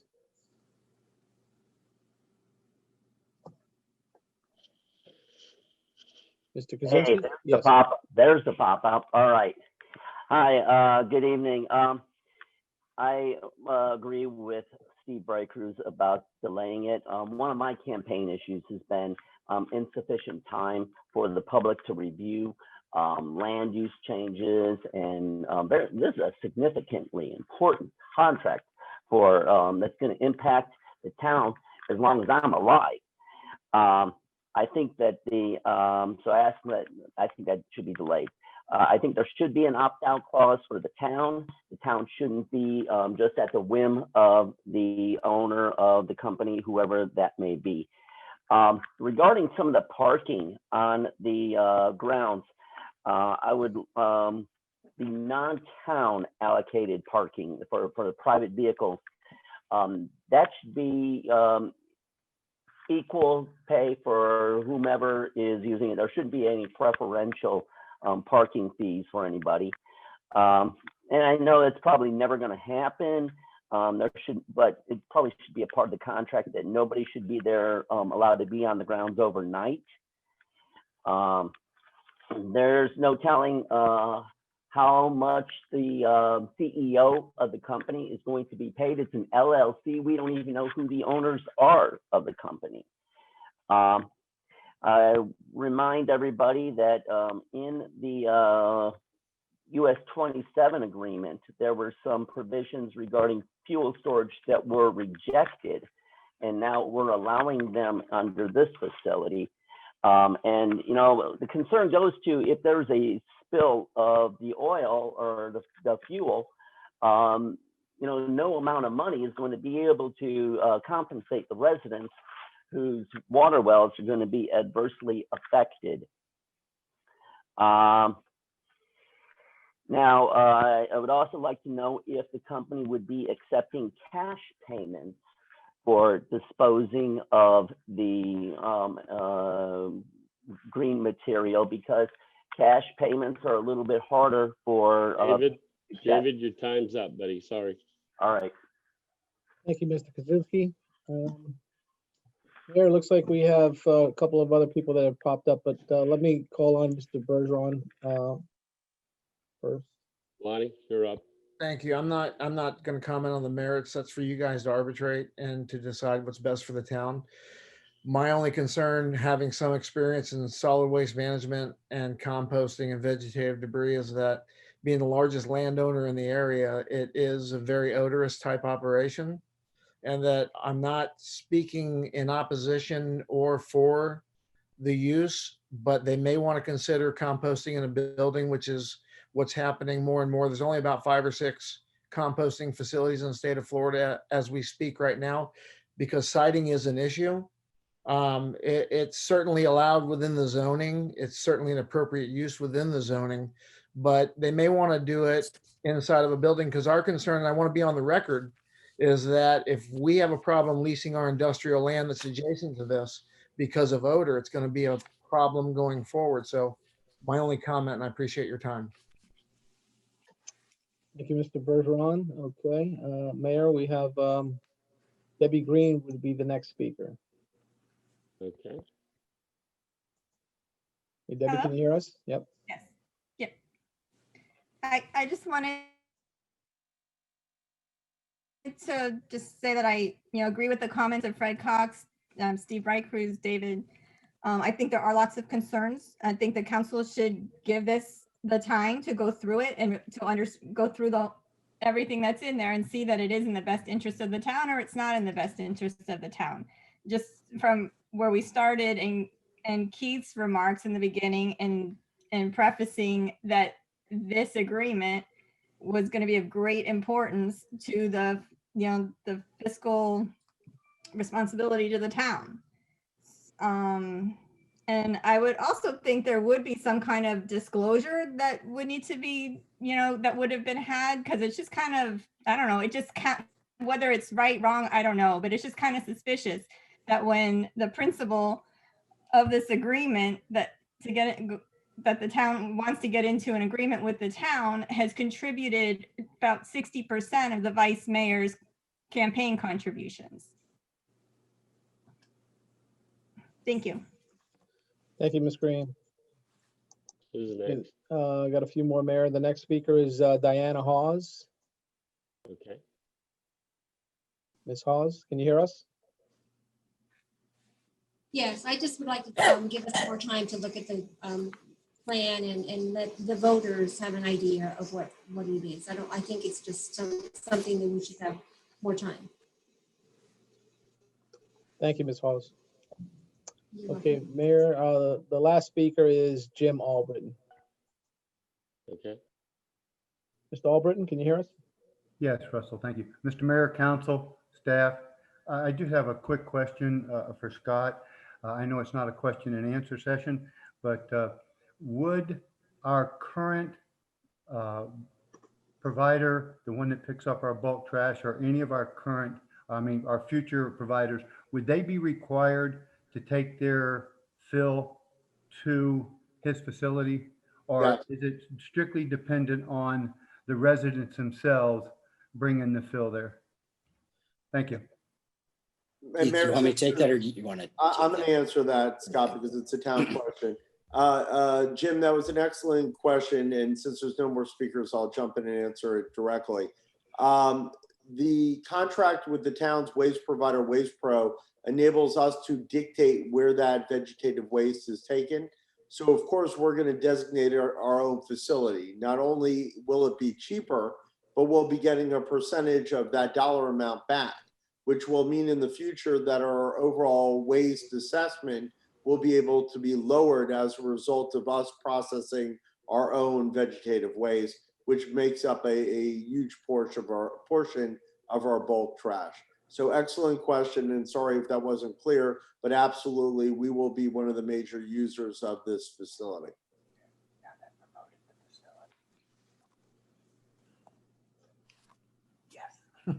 Okay. Mr. Mayor, if I could take a couple of quick minutes to respond to some of the points that were raised, just to Go right clarify. ahead. Thank Go you. right ahead. First, somewhat in reverse order, perhaps. Mr. Bergeron's point about odor. Well, first, the agreement requires that we comply with the town's noise and odor ordinances, but a properly balanced compost pile should not smell bad. It should smell like dirt. And if it doesn't, then there's something wrong. Anybody that has composted their own materials in their own backyard will know that when you're composting vegetative materials and leftover food, it should smell like dirt. There was a point made about how we're going to do this and what is going on. This is a regulated facility. We are subject to state regulation. That's why there's state licensure. So we have to comply with the rules and regulations put out by the state. And the first speaker also indicated, well, the town is obligated, and I don't know if he was referring to financial obligations, but there aren't financial obligations on the town. But as Keith pointed out, the waste hauler needs to be directed to bring vegetative waste to the site. There are some obligations, but there are obligations to do things, not to pay money. A number of people brought up the issue of profit. And one of the speakers made a very good point about the Panthers and the Marlins and other professional sports franchises that have basically cooked the books and drained money out, so there was no profit to go back to the respective counties. And that we may, maybe we employ the owner's son at some ungodly salary and we do whatever. The reason that can't happen is there is in the definitional provisions, there is an operational expense cap. If we wanted to drain out the $1 million in expense, and we are at the $1.5 million or $1 million in revenue, well, we're capped. We can't go more than 40%. So there is going to be money left over. If we go over that, or if there's revenues or there are expenses that are in excess of that cap, well, that doesn't come out of the split. So there's a cap on all of this. So there is going to be revenue, net revenue at the end. The first speaker also said, well, you know, everybody's going to have their own fire pit and burn their waste. Well, and I know as Council Member Hartman was very attuned to, and we made changes to deal with ash.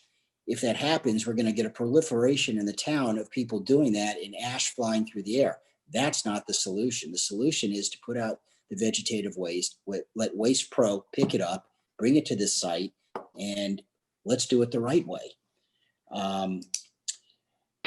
Rent was also that, you know, that we won't have to pay rent. Well, that's the crux of this deal. And as Mr. Sherwood pointed out, it's going to be, you know, somewhere in the neighborhood of $9 million in payments that my client is going to pay, regardless of what happens on this operation. You know, if it makes money, great. If it doesn't, we're still paying the rent. So the town is going to get the benefit, especially when principal comes in, of $500,000 that you're not going to have to assess to your residents. The other thing about our making payments is we have to post annually $1 million bond, performance bond, every year for the life of this agreement.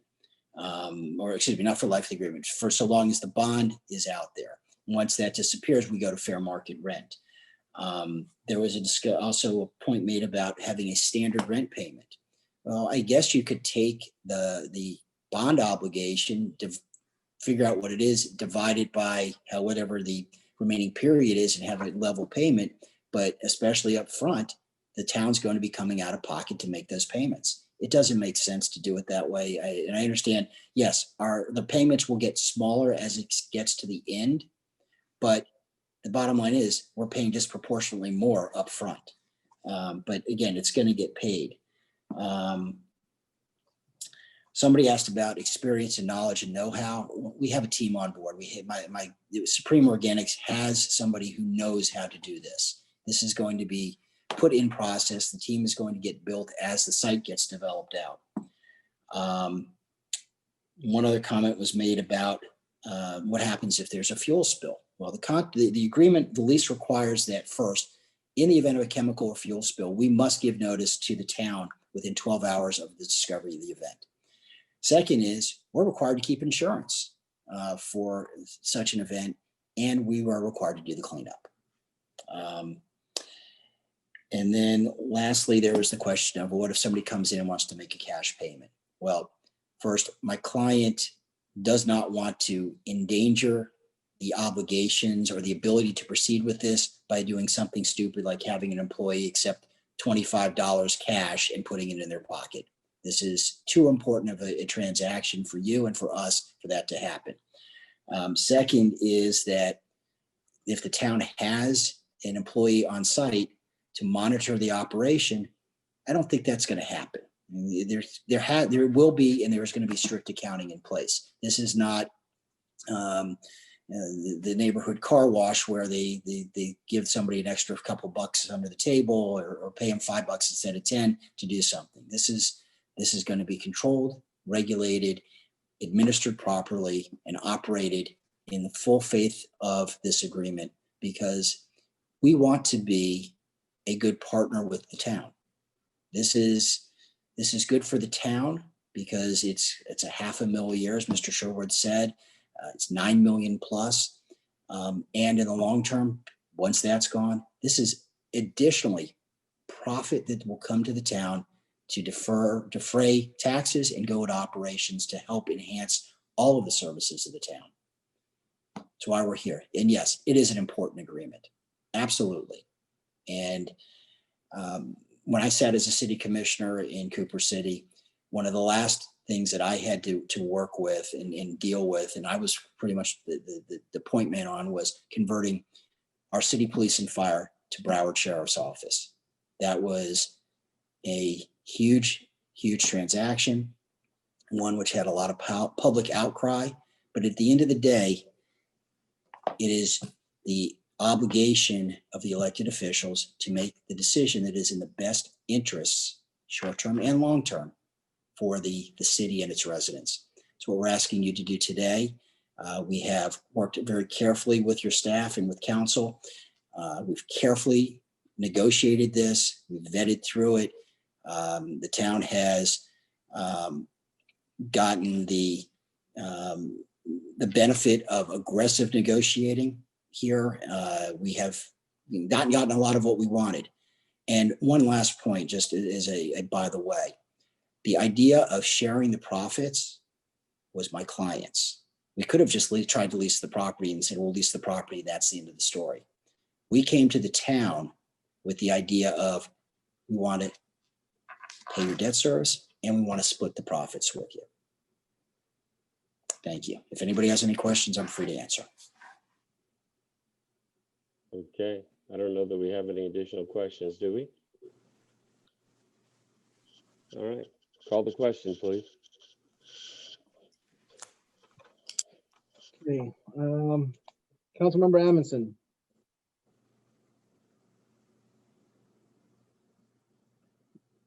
She's muted. Councilmember, yeah, it's okay.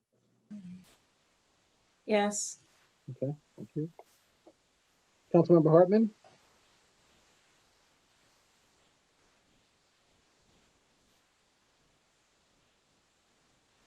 Councilmember Hartman? Yes. Councilmember Jablonski? Yes. Vice Mayor Schroeder? Yes. And Mayor McKay? Yes. Motion passes. Thank you very much. We look forward to being a great partner with you. Have a great night. Good night, Scott. Good night. Thank you. Thank you, Scott. Thank I you have a very much. request on the last two here to swap them if we may. Mayor, can we get through item 12 first? Yeah, go ahead. Yeah, item 12, before Russ was going to read it into the record. But Okay. this is approving an interlocal agreement with Broward County for a CARES Act, as I said, interlocal agreement. This allows us to recover a lot of our COVID-related costs for personal protective equipment, sanitization equipment, air conditioning, filters, and so all our COVID-related expenses, we will be able to get reimbursed from Broward County if from the federal government through Broward County if the council approves the interlocal agreement. So thank you.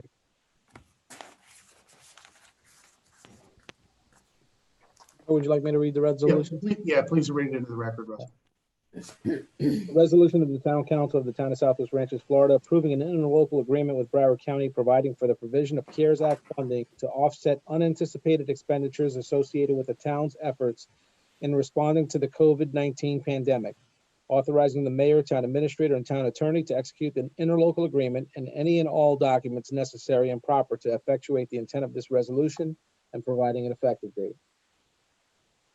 Motion to Motion approve. to approve? Second. Okay. Any public comment on this matter? There are no hands raised. All right. Back to us. Any questions?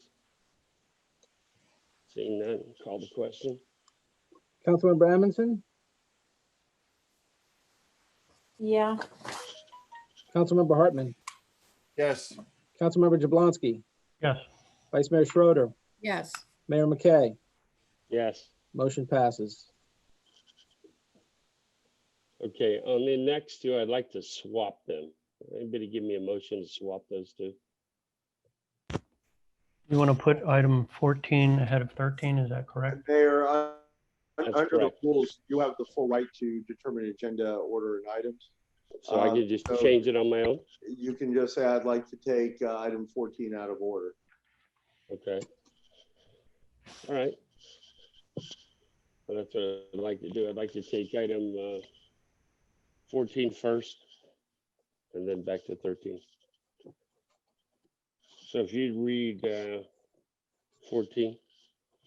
Sure, Mayor. This is a resolution of the Town Council of the Town of Southwest Ranches, Florida, amending resolution number 2019-061 and establishing additional rules and policies for civility and decorum during town council meetings, town board meetings, and during public comment at town council and board meetings, and providing for an effective date.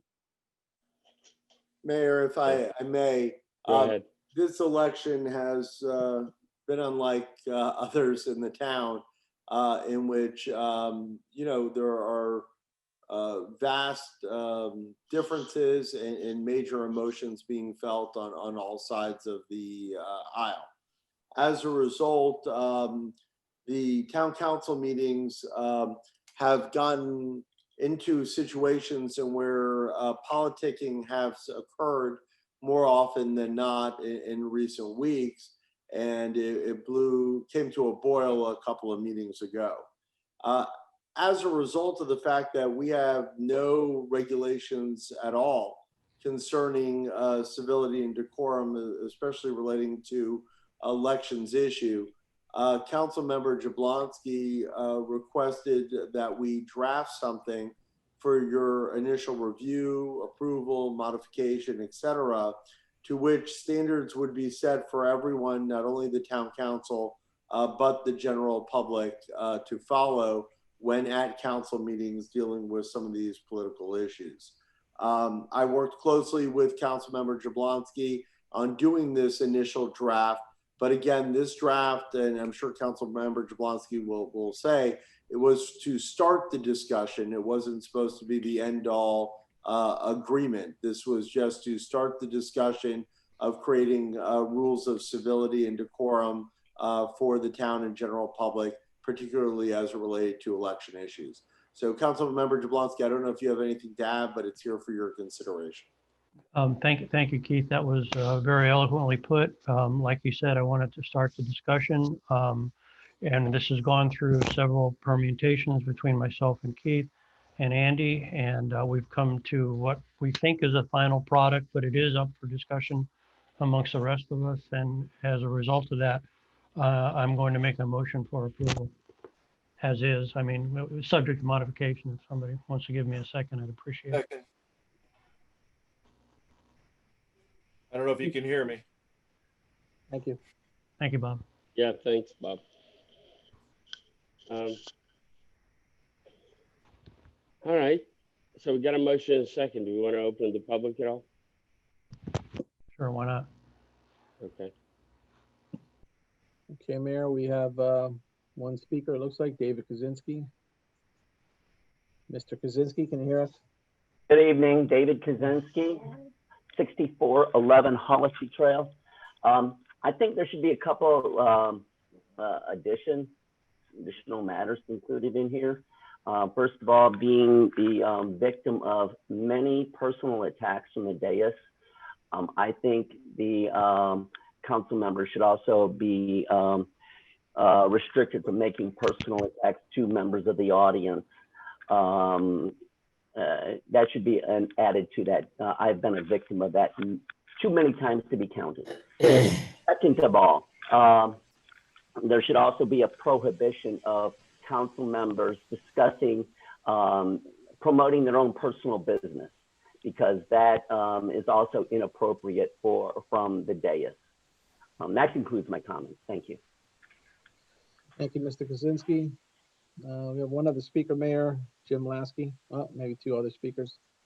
Okay. Mr. Lasky, can you hear us?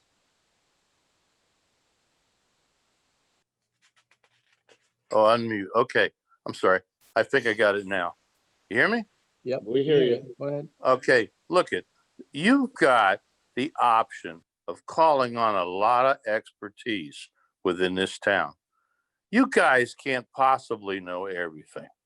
But I'll tell you what, just an example was this last decision you made without a proper business plan.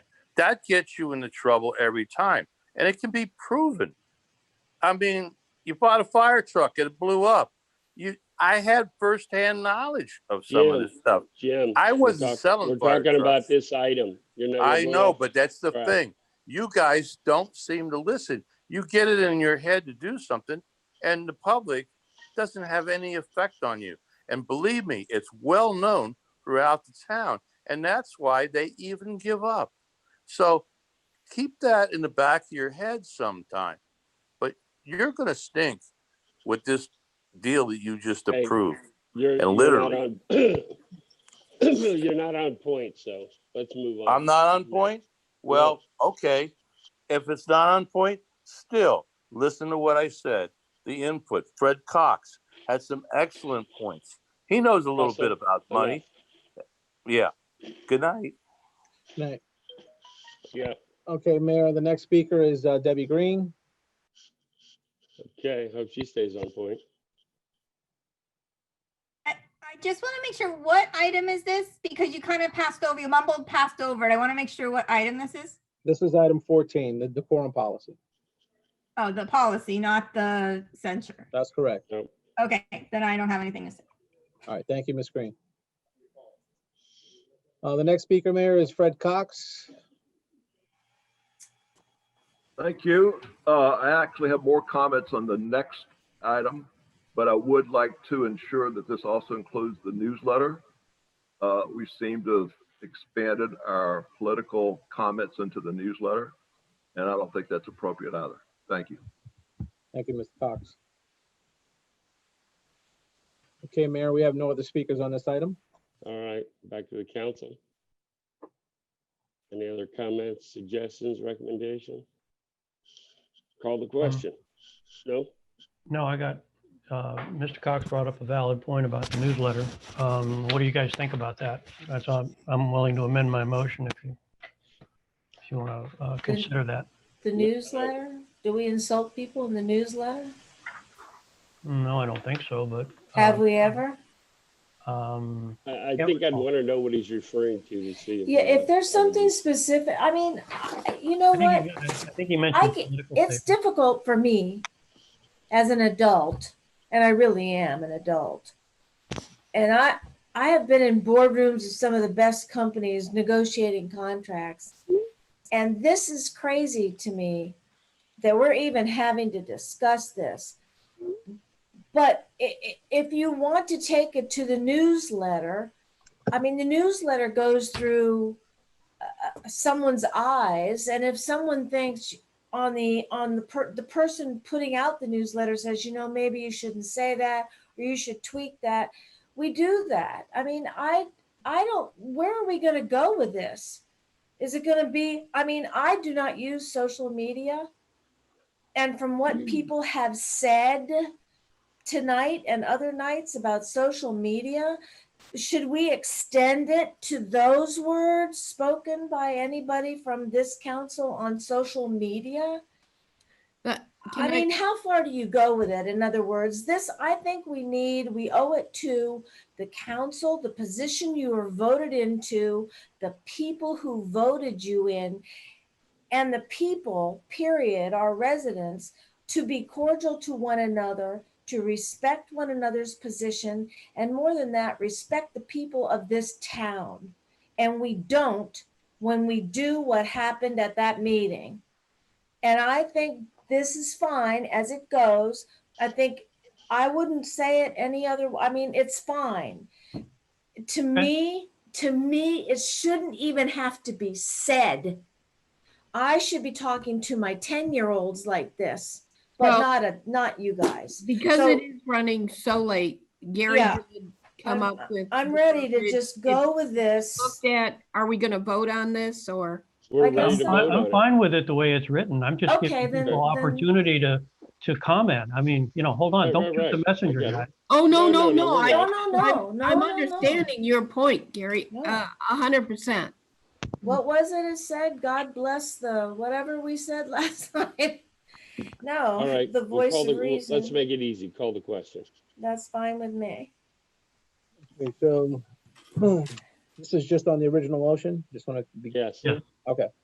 Councilmember Amundson. Yes. Councilmember Hartman. Councilmember Hartman. He's lost. I think he dropped off somehow. Maybe communication. I think he lost his link. Okay, so he just texted me. His network went down. He's trying to get back on. Okay. You want Councilmember We'll Jablonski? we'll give him a couple of minutes to get back on. Yes. Okay. Maybe he can text you with his answer. Vice Mayor Schroeder, Yes. Mayor McKay? Yes, Okay, so we'll just wait for Councilmember Hartman's response on that. yeah. Our charter requires him to signify by voice, so. I know, I was sort of Okay. joking. I'm just saying, so Russell, maybe you get him. Maybe get him on the phone to talk to him. Yeah. Voice. Yeah, I just asked him if he would like us to call him, so.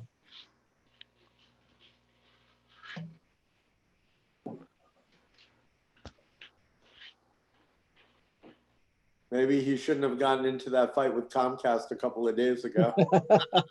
There you go. They just heard cut what him he off. said.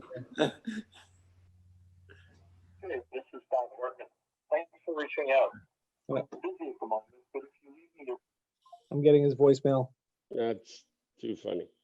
Andy, is it possible for you to ask him to call me, or so we can get him on the record?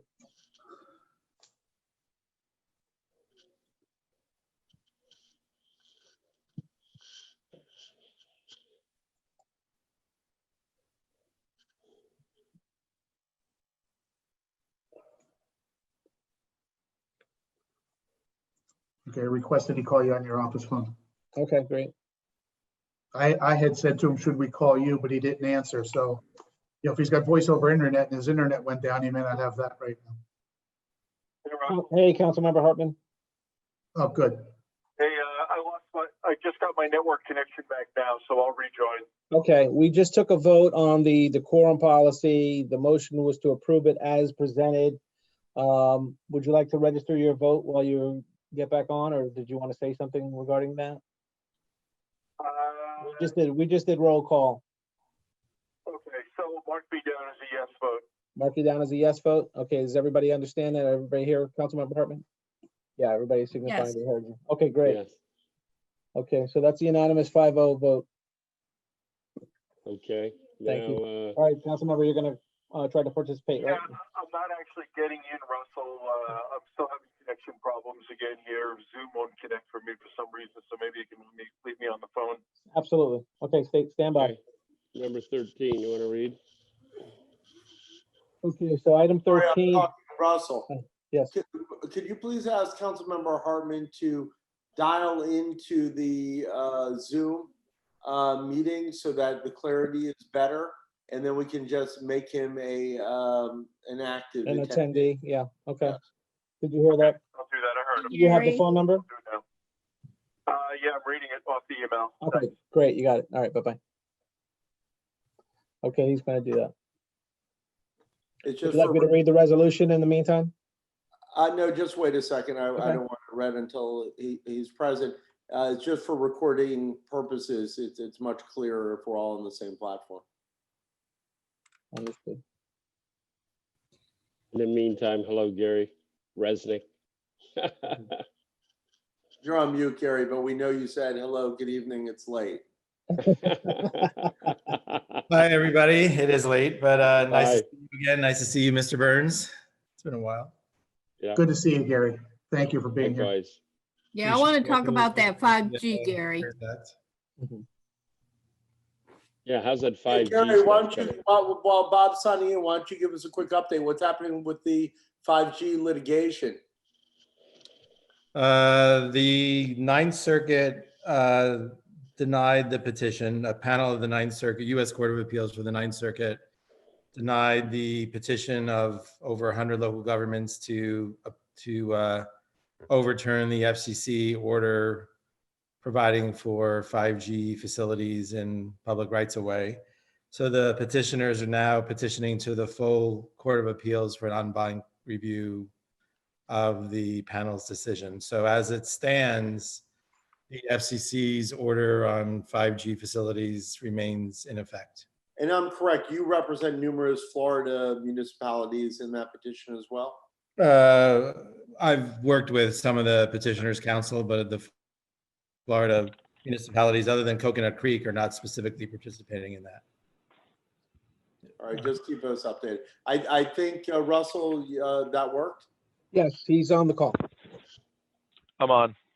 There is another lawsuit I don't think it affects Southwest Ranches though, where the FCC issued an order that in-kind services that are provided by cable companies, such as PEG channels, free services to government buildings, et cetera, should count towards franchise fees. And so this affects governments around the country. I'm not sure if Southwest Ranches is getting any of those services from Comcast or the cable We tried, they rejected us. company. Right. So it doesn't affect you, but I am representing the Florida League of Cities and a few individual municipalities in an appeal of that FCC decision, which is in the Sixth Circuit Court of Appeals. All right, Russell, if you could please read the item into the record. Yes, this is a resolution of the Town Council of the Town of Southwest Ranches, Florida, censuring Councilmember Bob Hartman for his conduct at the September 14th, 2020 council meeting, finding that Councilmember Bob Hartman's conduct was unprofessional and inappropriate, directing the town clerk to publish this resolution on a full page in the town's next monthly newsletter and in the notice section of its Sun Sentinel, and providing for an effective date.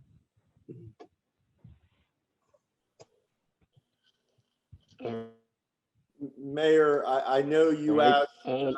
I guess what I want to do is Mayor, you asked for this item to be brought forward on the agenda for consideration at the last meeting. The resolution states what was stated by the council for your review and consideration, again, for the general public's purposes. When the incident occurred in September, I did find that the comments were legal and should be not prohibited at that time. There was no rules against it. Gary Resnick came forward as independent counsel at the last meeting to advise that he researched the comments as well. And in his professional opinion, none of the comments violated Florida election laws or other laws as well. I believe that Councilmember Hartman should be given the opportunity to speak on this item if he wishes, and then the council can make a motion and open to the public if necessary. all right. Bob? Certainly. Can you hear me? Yes. Good. So first, I'm sorry I didn't get a chance. What?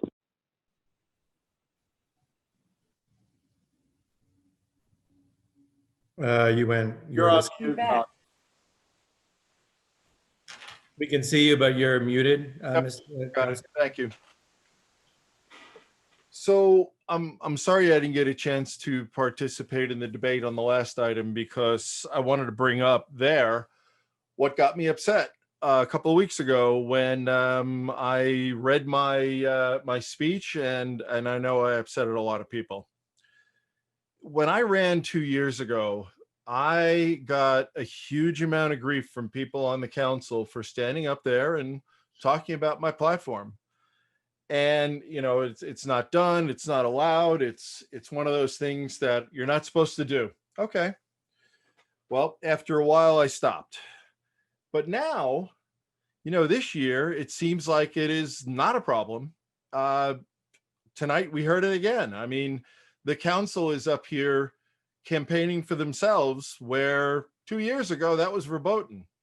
So that's why I got really upset. Now, I'm not going to go through what I said, and I started to listen to the audio from it last week, or 2 weeks ago I started to listen to it, and honestly, I apologize. I did not mean to come across that way. I think all three of you had said that, you know, I forget the term that you used, but I went further than I should. I mean, I was trying to make the point that I'm protected by the First Amendment, but the First Amendment doesn't protect me from being rude or nasty or you know, treating the council with disrespect. So I apologize. I really do. And I'm not sure how we got to this point because Dee, I know you probably longer than everybody else on the council. I don't remember whether I met you. Maybe you recall. I met you at either Romero's or before that when we used to meet back at the Montessori Academy. But Montessori. you know, the days that I miss are when you and I used to sit in the back of the room for hours at a time during the council meetings, listening, commenting, we sat next to each other for years with red on one side of us or the other. And I don't know how things went so far south. And Doug, you and I have had fun times together. I mean, we've gone boating. You've taken me shooting once upon a time, all these things once upon a time. But, you know, when I decided to run, things all changed. And I don't see politics that way necessarily, but that's what's happening here. So, you know, Delsa, I don't know you very long. Gary, I probably know you 15 years or so. And, you know, the tone of, that was the word you guys, the three of you used, tone. The tone of voice I used is definitely not appropriate. And I apologize for that. And I'm sorry. I'm not sure what else to say at this point. So thank you for letting me say my piece. Can I make a comment? Mayor? Go right ahead. First of all, Bob, I truly appreciate your comments and your understanding of this situation. You're right. We were friends before we sat together on council, and I miss all those days too, Bob. I really do. And it wasn't that my feelings were so much hurt. I just felt it was kind of in the delivery and whatever. But again, I want to accept this. I want to move forward. I want to work together good. We're all up here to do a good job. And I think that's the most important thing. So in such and saying that, I'm not going to support the sanction. And I do appreciate the apology. I feel it was said with heart, and life is good. I've got a wedding to look forward to, and I need to move on, and we all need to get together again. Thank you, Bob. Do you remember the last one that you, me, Doug, and Gary were at? Yes, that was one of your babies. That was one of my babies. And folks, if you ever need a tent decorated, Dee did an absolutely amazing job. I did it again, but I'm done. I'm retiring. Yeah, no, thank you though. Thank you, Dee, for your support. You know, I'll go next if I may. You know, Bob, you're right. You don't know me, and therefore you couldn't slander me or hurt me because you don't know enough about me to get that deep. I was just taken aback at, as I think I said, my mother used to say, it's not what you say, it's how you say it. Yep. And I truly accept your apology because to me, I don't think you owed one really. So it's big of you to say it out loud, and I appreciate that you did that. Thank you, Delsa. All right. My turn? Your Yeah, turn, go ahead. Gary. You can go ahead, Gary. You know, everybody knows where I stood on this. I mentioned it at the last meeting, and I'm glad to see, you know, cooler heads prevail. And I don't think we need to move forward with this any way, shape, or form. I think we all need to be, and I've said it once, I've said it 100 times, we need to be 5 ships sailing in the same direction. And, you know, and we need to respect one another at all times. I'd rather be 5 donuts at a bakery because I'm not one for the water. Okay. Or cannoli. Or Fresh cannoli. Yeah. I guess under the circumstances, Bob, you know, we're going to accept your apology, it looks like. And sorry it got to that. And I mean, myself, I wouldn't have mattered so much because I got a thicker skin, but the 2 girls on the council with me, when you hit all 3 of us, I was like, wow, I can't sit back and do nothing. But anyhow, all things considering, I guess I'll accept if somebody wants to make a motion for withdrawal of this item. Hey, that sounds a little bit, you know, kind of like, you know, because we're girls.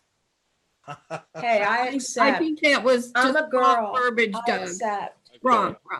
I'm a girl. I'm going to play a girl all day long. Keith, I have a legal question. Do we need to just let it die? Or do we have to make a motion to deny? I would prefer to have a formal motion to withdraw the item from the agenda and just to vote on the withdrawal and move on. Well, I So would let like the to make one. peacemaker do it. I'd like to make a motion that we just drop that motion. Withdraw. Second. Withdraw. Okay, I got a second. Call the question.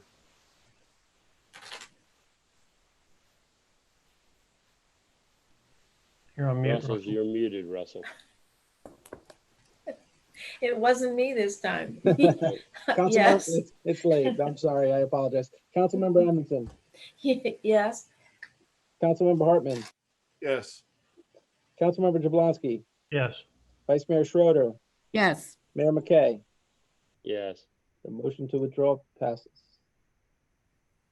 So Mayor, Thank you all for inviting me to your council meeting, and you still remain my favorite town. So thanks, Gary. Thank you, Gary. Yeah, and Thanks, the Gary. ninth, the Thanks for ninth coming to circuit play. is no picnic.